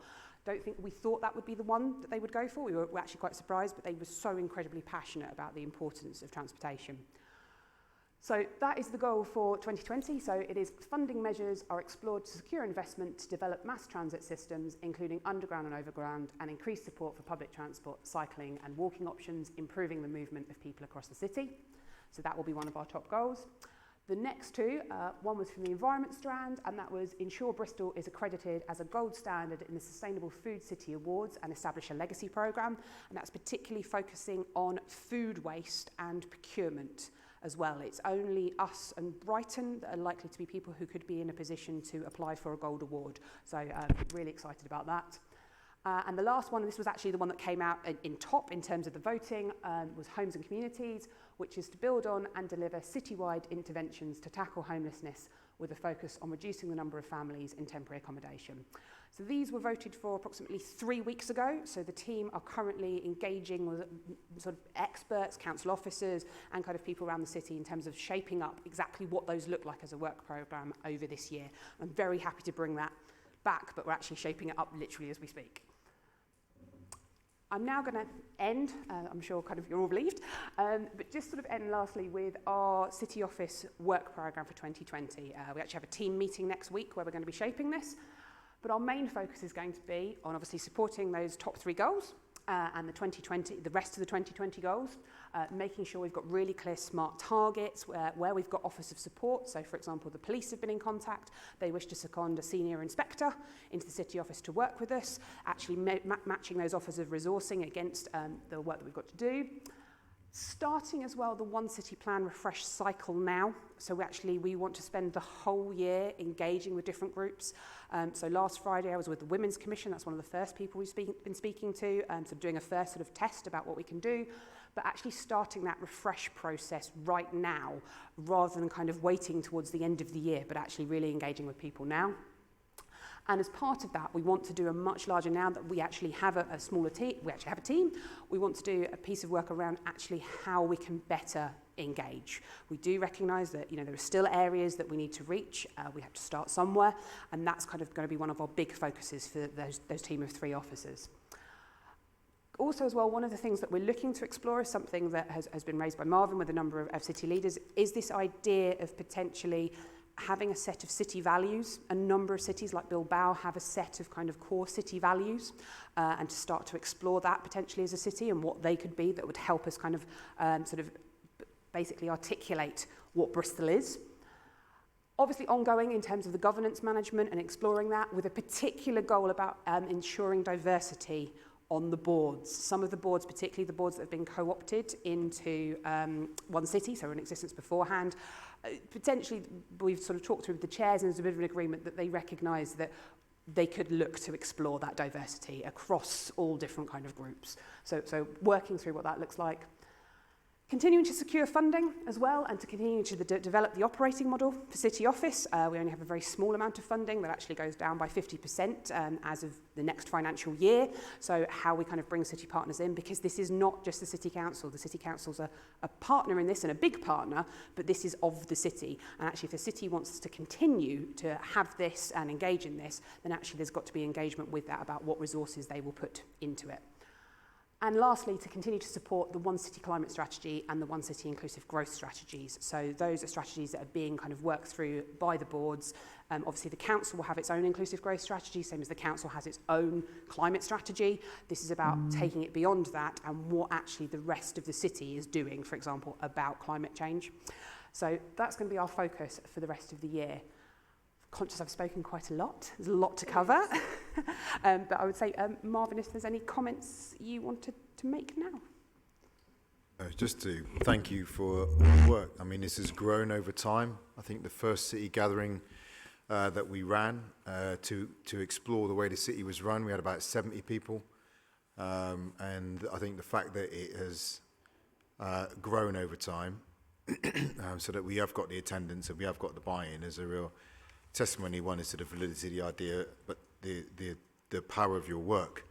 And I probably would mention as well Robin Hambleton, Professor Hambleton as well, because there's a real intellectual underpinning to this, to his work on leading the inclusive city, that talks about the need to look at the interplay between political unions, public leadership, private sector, and civil society as well. And that's really underpinned, you know, our approach. But it is to say, Andrew, it's been actually quite remarkable just how much interest it's attracted. And just the other day I got a call, I think it was LJ, saying that they were down in Torbay, and Torbay were asking about place leadership, and they were using the Bristol One City as the example of place leadership. I think what we've got to look at there is charging for that now, because there's a lot of demand on your time to keep explaining the journey we've gone on.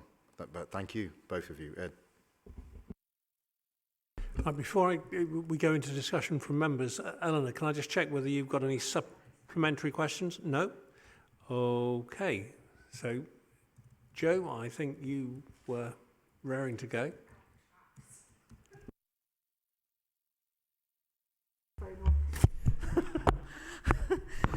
I've got a few questions, and some of them might have been partly covered by the presentation, but maybe just a little bit of extra. So one of the things is the issues around accountability, because you know, we do hear whinges about feeling that it's not all, perhaps as democratic and as accountable as it should be. But I'm not saying that it isn't, it's just that's what you sometimes hear. But, so I was just going to ask, what opportunities do members of the public, so just individuals rather than sort of big businesses or leaders or whatever, have to engage with the various boards involved in the One City Plan? And if people have ideas, how can they progress them? So that was the first question. Then I got so they're a little bit similar. Don't want to sound whingy, but I just want to get them in there. This sort of relates to the learning city, sort of the learning part of things. What sort of role should our library service be playing in that, and how much involvement do they have with the board? Because I think that libraries are pretty vital to our, our learning in the city. And then I had two more. Sorry, and then I'll shut up. If I wanted to get a goal, i.e. one of the three goals that were selected this year, if I want to get a goal to be out there to be voted on in next year or the year after, that isn't something that's currently in the plan, what's the process for me as a member to do that? And then finally, I know that sounds a bit whingy, but can we be invited to the gatherings? Because I was able to get to the first one, but I didn't even really know about this one. And I know that numbers are an issue, and I completely get that we can't just saunter in and turn up when it suits us. We should say if we want to attend, and we shouldn't, and we should confirm attendance in good time, so you know how many people are going to be at the gathering. But I do think that as we are the representatives of the wards across the city, we should really be there. And fine, there are people who know more about each of the areas than I do as a ward councillor, but at least I can report back to my residents what happened, and I can tell them about it, and I can say how positive it is. Whereas if I'm not there, I can't do it. Thanks.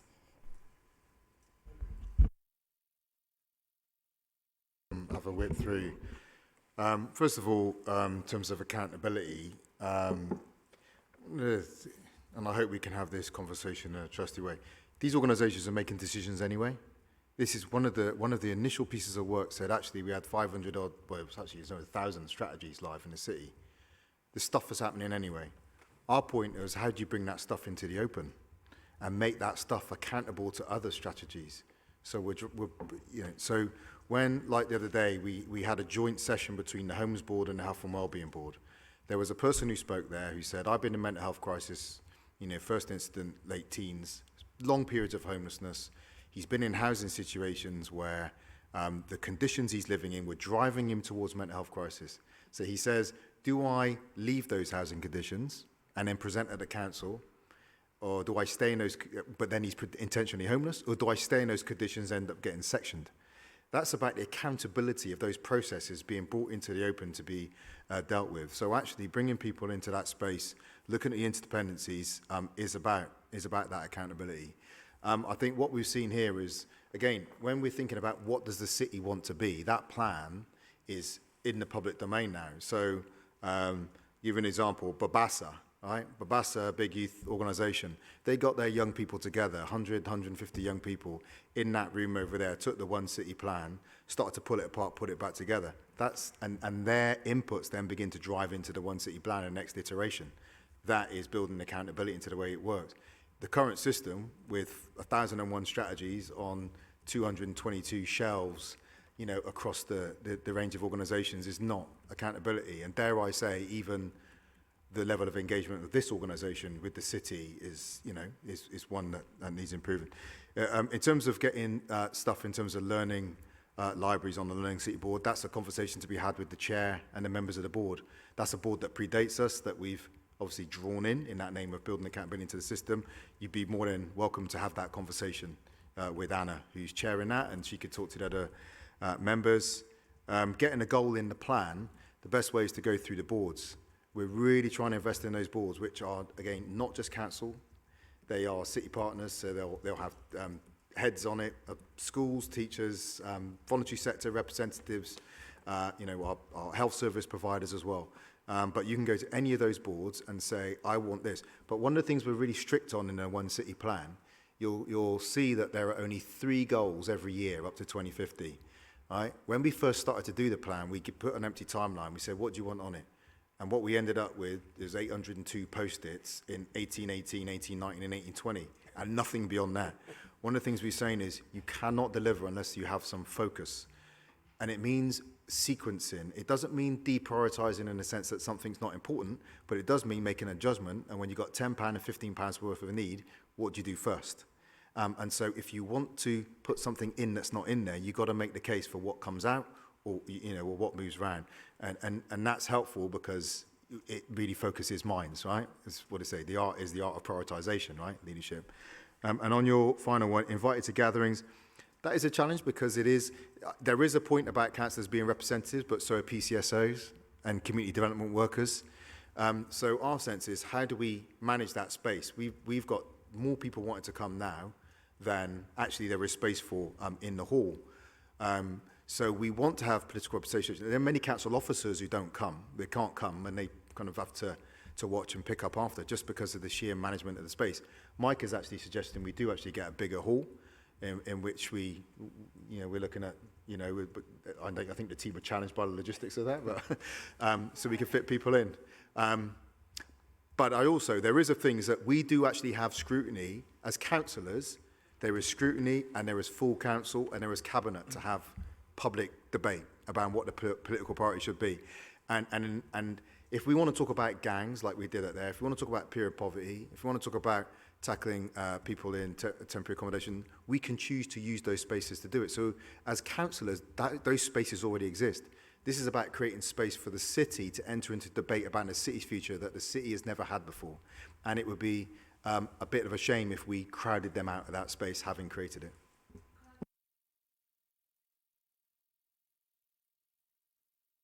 I do understand what you're saying, and I do think it's really important that those of us who have got the egos big enough to put ourselves up for election have to be careful that we don't try and take over when other people are there. But I don't think it's just about what we give, it's also what we can take out of it, and we can share with the people that aren't there, and the various people that are at home and are not able to come. And I think that's partly it's a sort of responsibility of ours. So I welcome the idea that you might be able to make it bigger so there's more space, and I do also feel that it's totally right that councillors have to be prepared to commit to saying they're going to come by a certain time and not mess the organisers around just because they're councillors. But I just think and even if maybe you just sort of ask the groups perhaps to see who wanted to go and maybe come up with a compromise and say perhaps not everyone can come, but perhaps we would agree that a few people could come from each party group, especially if they've got particular areas of interest that feel like it's a good fit for that particular gathering. So I don't want to, I completely understand what you're saying, and maybe we have to sit and listen rather than do anything else, but I think if we should be in the room. So I'll let Andrea talk. Andrea, can you pull up the meeting pulse for the city, the city pulse? So we put this out as well in the name of, so everyone knows how the conversations are flowing through the city. In fact, I was inspired to do this when I was at the Bristol Partnership. So the idea is there is a city gathering that then feeds into the thematic boards, that feeds into a meeting, a joint meeting, the chairs of those boards. So you've got the conversation between health and education and skills and environment and economy and transport, and that feeds into that leaders' breakfast, which again, there's feedback then into the boards and obviously sets up what we do and say at the city gathering, and the cycle continues with a flow of conversation going through Bristol. Now, most of those thematic boards are open, Andrea, right? And actually I think the conversation's been had with Scrutiny about attending those boards. Can I hand over to you just for the entry points in? Yeah, just to advise, so of the boards, the Homes Board, the Health and Wellbeing Board, the Environment Board and the Economy Board, they are open. So the Homes Board and the Health and Wellbeing Board were obviously, they are run through democratic processes, so they happen here.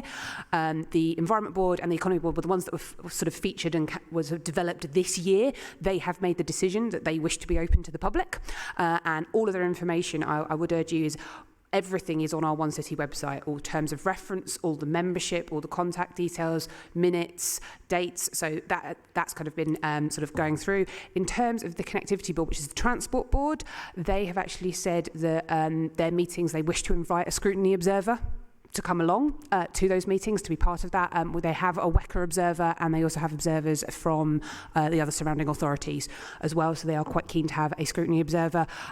Learning City, I can't speak for. They're going to have, this is on their agenda for their next meeting. I wouldn't want to prejudge that board, but they have seen how the other boards are operating, and I think they might be minded to consider that.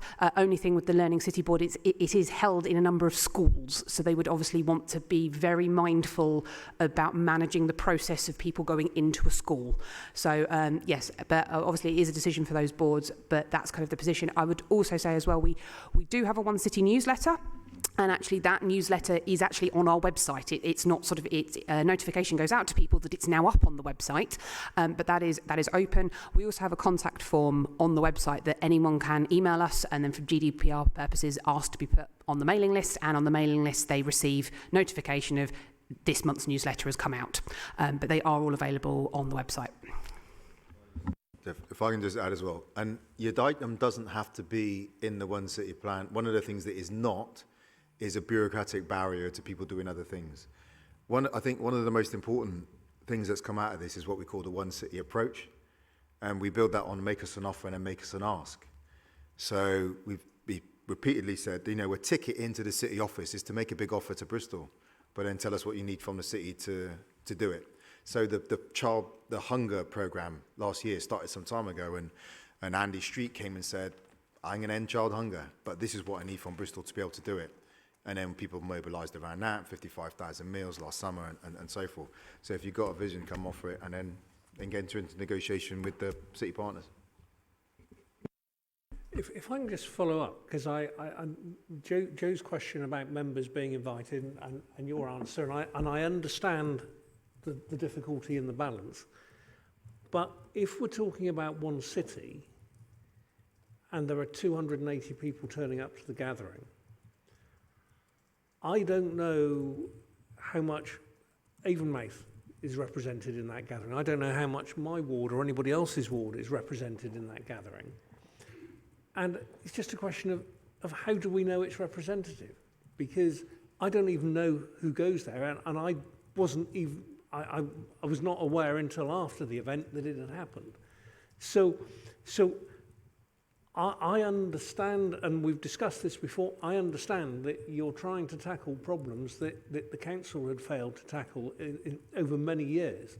So I'm not being critical of the approach. I see all sorts of positives in the approach, but I don't know who in my ward is aware and engaged. And whatever one might think of BS9, if those people are not included in the process, it's not a One City plan. If they are engaged, but no one else in the area knows they're engaged, the message isn't getting out. So how can we be sure that we're achieving all the positives that you want to? Well, I can talk about it. Well, first of all, there isn't an institution in the city that would claim to be perfectly representative and in contact, and that's not what we are claiming. What we are claiming is that we have a unity of approach to organisations that shape life in Bristol that we haven't had before. And that's what this is about. But if you take an example, when has this organisation ever had a series of presentations that's gone from Dame Fairbairn, director of the CBI, to an ex-gang leader, talking about our approach to shaping the city, to a treaty, I forget his name now, who's planting the trees for us, what's his name? Yeah, We Plant Bristol, all, shaping the agenda to a major city priority shaped by the youth mayors, the youth council, and Babassa as one of the top city priorities for 2020. So we've said at the beginning of this, it's not perfect, but what we've done is we set up a structure that enables people to engage. I think too, it's not about attending the meeting, and that would be a major error to think this is all about attending the city gathering. It's about putting the information out there that people can grapple with. And one of the things that, for example, the work of Babassa did, they did not turn up to the city gathering with 150 young people. What they did was take the one city plan and everything that was in that timeline to 150 young people and say, let's spend 3 hours going over this, and then feed our views and reflections into the groups that are shaping that one city plan. And if you go again to the online dashboard, there's an incredible opportunity for you to say, if your passion is it's online anyway, but if your passion is poverty, you can click on the one city plan, check the poverty box, and look at all the indicators that are aligned to poverty. If your passion is SDG 11, which I don't know what it is offhand, you can click on SDG 11 and you know everything that we are doing in that one city plan that aligns to SDG 11. So the level of openness and transparency that is brought to the priorities that are being set out for the city is there, and the opportunity for anyone to feed into those priorities is there. You don't have to be in the meeting. But like I said, we have full council. I don't know how many meetings we have in the council every year. You're at a lot of them, Jeff. We're at a lot. You've been here for a long time. Anthony, you've been here for a long time. You know, we have every opportunity to put any of these issues that are discussed at in the Bristol One City, in any of the items in the city plan, on the agenda for those council gatherings. So I think it is about, you know, walking that tightrope between the interaction with the council, but not setting up a meeting for the city and then overcrowding it with councillors who have their own meetings they can go to as well, and use those meetings to feed into the city plan anyway. And it is a tightrope. I'm not saying it's got perfect, but that's what we're trying to do. I'm not suggesting that, Marvin. The point I'm making is that if I have to go to the website to find out, I'm not always going to do that, and therefore I don't know, so I can't share it with other people. So I'm actually talking about how I can support what I think is a really positive initiative, not how I can attack it. I'm just saying if there are ways that I can be helped to support it more, and do so with my residents and with other groups I'm involved with, I'm happy to do so. But I'm not going to detract from other members who want to contribute. Paula, and then Anthony, and then Claire. I think because Andrea's presentation was so exciting and it all seemed so innovative, we've all got FOMO, everybody's fear of missing out. We all want to be part of it now. And I do feel that in a way. And I probably might have before tonight if somebody had said to me, councillors should have a part in this and there should be a place for them, I might have said yes. But actually, having listened to the debate tonight, I think that it's like so many things, you know, it's just made me feel I've been a bit neglectful. The information was there. If you're telling me I can go to these things if I follow it up, I think that's the right thing to do. And I mean, I do agree with Marvin that we do have our roles here. And if I feel, I mean, I really think it's important to think that I could go along to I did know I could go to the Environment Board, but just having heard about it tonight, I'm just going to make a bit more of an effort to go to a few things. And I wish you well. So I think the other thing I was going to say was about funding. I went to one of the I can't remember what it was called. It was a morning. It was very interesting, but it was with a lot of people from Sweden. Do you remember that? Sweden conference. And what really impressed me about that was they were saying that their one city partners have to pay a fee to be in the city. And I know maybe it's in early days for us yet, but I think I'd like to think that we were working towards a climate where businesses and city partners would benefit enough to pay something, and that might be a way of funding it. Good idea? Yes, definitely a good idea. How to get there is the challenge. So we're starting by writing out to a series of city partners, so you know, some of the bigger institutions in Bristol, and saying, you know, all of the stuff that Andrea has presented effectively comes at a cost, and it can't just be the city council that funds it. So we're putting our best foot forward. We're asking the question very directly about funding. I think in addition to funding, value that others can bring, maybe via secondments, you know, simple things like project management, administration, communications, all of that stuff is really helpful and takes the strain off a small team. And then, of course, there's the opportunity to fund and further some of the city priorities that you might see in the plan. So some of the initiatives themselves will need funding and support. So we're just about to go out on a sort of funding hunt, as it were, and we're happy to let you know how we get on. But I think it's a challenging ask in one respect, because I think if people see the council are doing it, they'll think, well, let them continue to do it. But I think we have to make sure that we don't let that be an excuse not to contribute. Anthony. Thanks. I'm enthusiastic about anything that involves as many people as possible across the city from as many different walks of life. And as I've said to you before, Marvin, this has been done before in many different ways for many, many years. The bit I don't get, or understand rather, is why it's a problem to get 802 post-it notes at a meeting from people. I mean, I think that's actually a terrific thing to do, because that's ordinary people writing ordinary notes down about what they feel concerned about. What I don't understand is whether the gathering, well, first I don't know who's invited to it. I mean, presumably there is an invitation list, because there's food and we even clean the stonework. So it must be quite important to get the right people there. I'd be interested to know who's invited. Is it a cross-section? Have we been careful about that? And is it the start of a process? In other words, do we gather information from all these people, like with post-it notes, or maybe a cleverer way? Or is it the end of a process where we simply give people a very short list of things to vote for and make them feel involved? That's, by not being there and by not understanding how that gathering works, I think there's a lot of concern around the city as to how and what it's all about.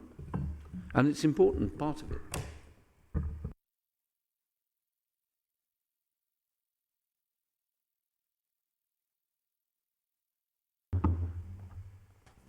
I think in terms of sort of demographic analysis of the gathering, we've started, but I think we can improve on that, is the truth of it. So I think what we can take away from this meeting is start to do some geographical analysis, some sectoral analysis, other types of analysis, such that we start to understand the makeup of that group. But who is that group? I mean, who's invited? Do you know who's coming, or do we just open the doors and say it's going to happen? I mean, I've no idea. How's it work? So, like I say, we go back to the underpinning on this. And like I said, first of all, having worked here and in the health service before, this idea of groups reaching out and getting that breadth of engagement is one that urgently needs some help. But we reached out specifically strong across all those five areas, across the unions are there, private sectors there, voluntary sectors represented there. I thought you said you didn't know. No, that's not the bit I'm interested in. I don't know what you're interested in. Yeah, that's what I'm saying.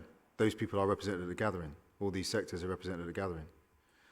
So clearly we look at the organisations shaping life in Bristol, the big spend. So the first city gathering we had, there was a back of the envelope calculation, and the estimates were it was about 6 billion in spend and about 70,000 employees between us. And it was about saying how do we begin to organise that collective impact and presence in Bristol to a way that is more organised, rather than having 122 priorities pointing in 122 different directions. You wouldn't run a business like that. And the challenge was, how can we begin to think about the city, not as a business, or not to be misrepresented in that, but in a more organised way in which we're putting our priorities in sequence. But the representation in the room is fantastic. Of course, it's not going to be a perfect representation, but as I said, if you look at the speakers list, the people that come to speak, ranging from the director of the CBI to ex-gang member and young people he's working with, to the youth mayors and the youth council, to our schools, to Bristol Waste and Energy over the time. And I think it's probably worth reaching out to some of the people who attended and share your concerns and see what they want. In terms of community representation, people like Paul Hassan from a locality would be good to talk to. No, and if I can just say, no one is I'm not suggesting that having 802 post-it notes in and of itself is a problem. That's a great way of gathering. But when we're thinking about limited resources and how we get stuff done, the point was, as a city, we can't have 802 priorities for the next 3 years. We have to have some kind of prioritisation and sequencing. That was all that point was. I appreciate not kind of misunderstanding that. Look, I sort of understand the mechanism of getting all these people together. I mean, as I said, it has been done before in different ways, maybe more or less successfully. I'm not here to argue about that. It's the gathering that the gathering has been portrayed as something which makes this unique. It's because the people are involved. If you're telling me that the gathering is only about all the other 6 groups of people all coming together with a few guests, and it doesn't reach out farther than that's A, a missed opportunity, and B, I think I've been misled. Certainly that's the way it's been sold.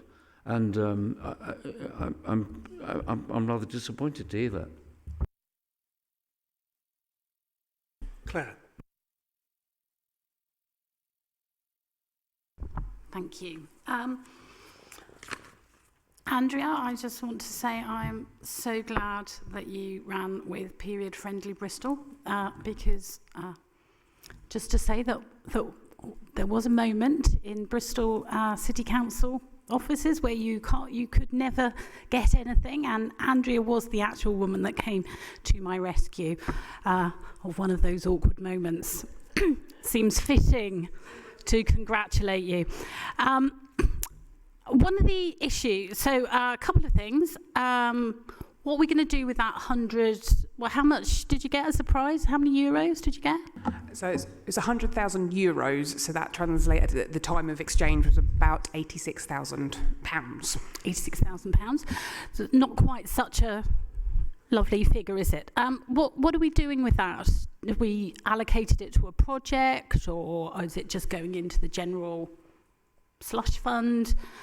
So there's that question. And then quickly, what do you do with a priority? So last year's priority, particularly knife crime and things, how do you keep that going? Because that was never a project, never an issue you'd fix in a year. It's not going to happen. And so I wouldn't want to see that drop off. But how do you keep those things going and building on those? And then also, Ed, we've really not heard very much from you. Just you've answered a couple of questions, and I feel, a bit sad that you've been sitting here for hours. And so I was just wondering if we could just get a bit of a snapshot from, a lot of us know Andrea, we don't know you so well. So just a little bit about what you feel is really good about the project and how you've come on board. So those things really.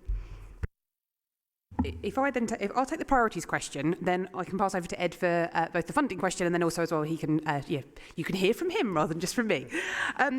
You're correct. I think Period Friendly Bristol that is now being established as a charity, so that will go on in its own right. One City will always, of course, champion it, but actually that's now moving away from us. We're moving that forward. But street conflict, you're completely right. That is something that I think is ongoing. I think there's been a lot of great work, and certainly we know that the police commander has said having it as a priority, and the Police and Crime Commissioner has elevated it, particularly on things like the call-in programme, getting extra support for providing pathways, employers coming forward. But that is going to be ongoing. So is actually affordable childcare as well. That was a very complicated issue. We brought a number of interns from UOB who came across to us, which was fantastic, doing research about actually how that could kind of be deployed. So we will continue, particularly over this year, to hold quite a handle on those, taking those kind of forward. As I said, we're actually at the moment, because we've obviously just got the priorities for this year, actually on Tuesday next week as a team, we're going through all of the offers of support we've had come through, going through as a team what our kind of work programme is, how we're kind of allocating resources. So I can say right now, yes, we will be continuing supporting those. Exactly who and exactly how, we're literally just working through, because obviously the 10th of January, that was a very big event for us. We also had the plan, the annual report and the dashboard all went live. So we are still slightly recovering, because that was only 3 weeks ago for a very small group of us. But I will now pass over to Ed, if that answers your question. Funding. The question is, where does the £86,000 go? Yeah, and is it possible to go to the slide with a priorities, and if I sort of emphasise particularly one of them, I think. No, the work programme. Yeah, work programme. Yeah. So, point 3 is one I'd emphasise, the city engagement programme. So, a lot of, I suppose, what this year has been about is getting the infrastructure right, if that makes sense. So, making sure that there's a mechanism to update the plan in a coherent way. There's a start of a dashboard, which, at the moment it's, in truth, relatively unsophisticated. But I think as it increases in sophistication, it's the sort of thing where, through citizen engagement, we can start thinking about who does what, how do we budget for this sort of stuff. That's all in the future. But I think importantly, a few points have been made about how do we get out. And I think in order to get out with a small team, we will need to allocate a fair chunk of that budget in order to do it. So I think it's about, a lot of emphasis on getting out and citizen engagement and using online tools as well as face-to-face relationships to make sure that that's a meaningful engagement.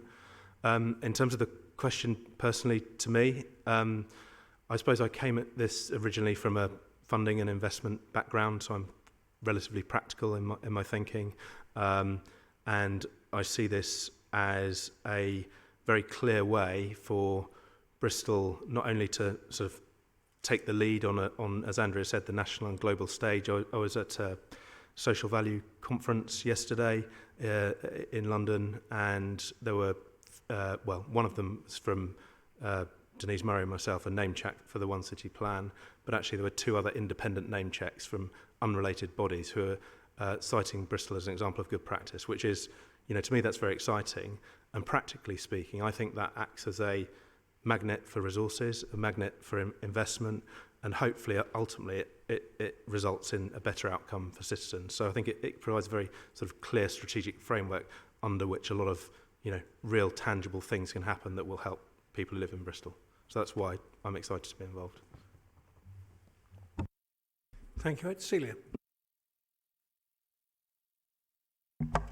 I'll be quick, and it's a comment more than anything else. So I think, and what we've been talking about in terms of engagement is about communications. Now, I've just typed One City into Google and up comes Bristol.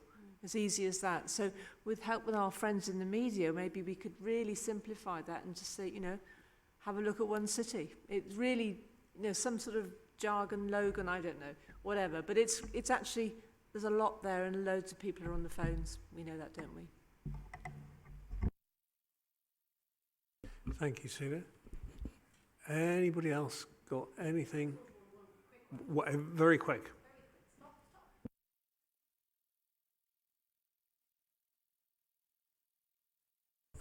I want to ask the question, which is about success criteria for your 3 goals. Obviously, one of them is going for gold, so that's a thing. But the other 2, how do you know you'll be successful with the other 2 goals?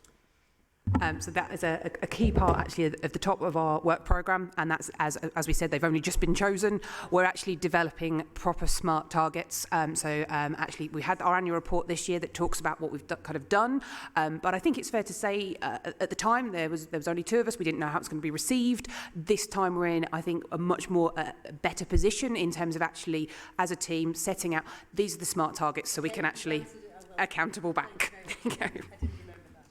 Marvin.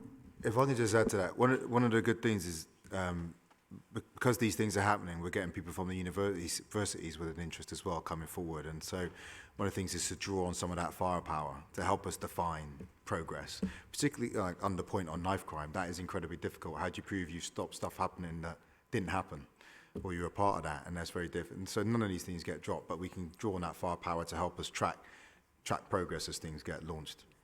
And that, can I again, just in terms of the imperfection of the One City Plan, one of the things we said is that when people get into it, they might look at some of those future targets and say that line isn't specific enough, right? It's and they might want to sharpen up some of those future goals as well, in line with how we could make them smart targets as well. So it is constantly open for refresh on that annual cycle, and councillors can be input to that process. Right, in that case, I'm going to bring this meeting to a conclusion. But Andrea and Ed, can I thank you for taking the late shift and appreciate the really positive story and the way you presented it. So thank you for that. Lucy and Dan, thank you. Mike, thank you for your time, and most of all, Marvin, thank you for yours, because I do appreciate 3 hours out of your diary is a lot of time, and do appreciate you joining us tonight. I hope it's been a pleasant enough experience that you might repeat it again sometime before too long. Marvin, there's a standing invitation to every scrutiny meeting. I was after negotiating with my wife. Oh, that is much trickier. Yeah, but we will do that. Members, thank you for your time, and I hope you feel this has been a positive and useful meeting. I declare the meeting closed.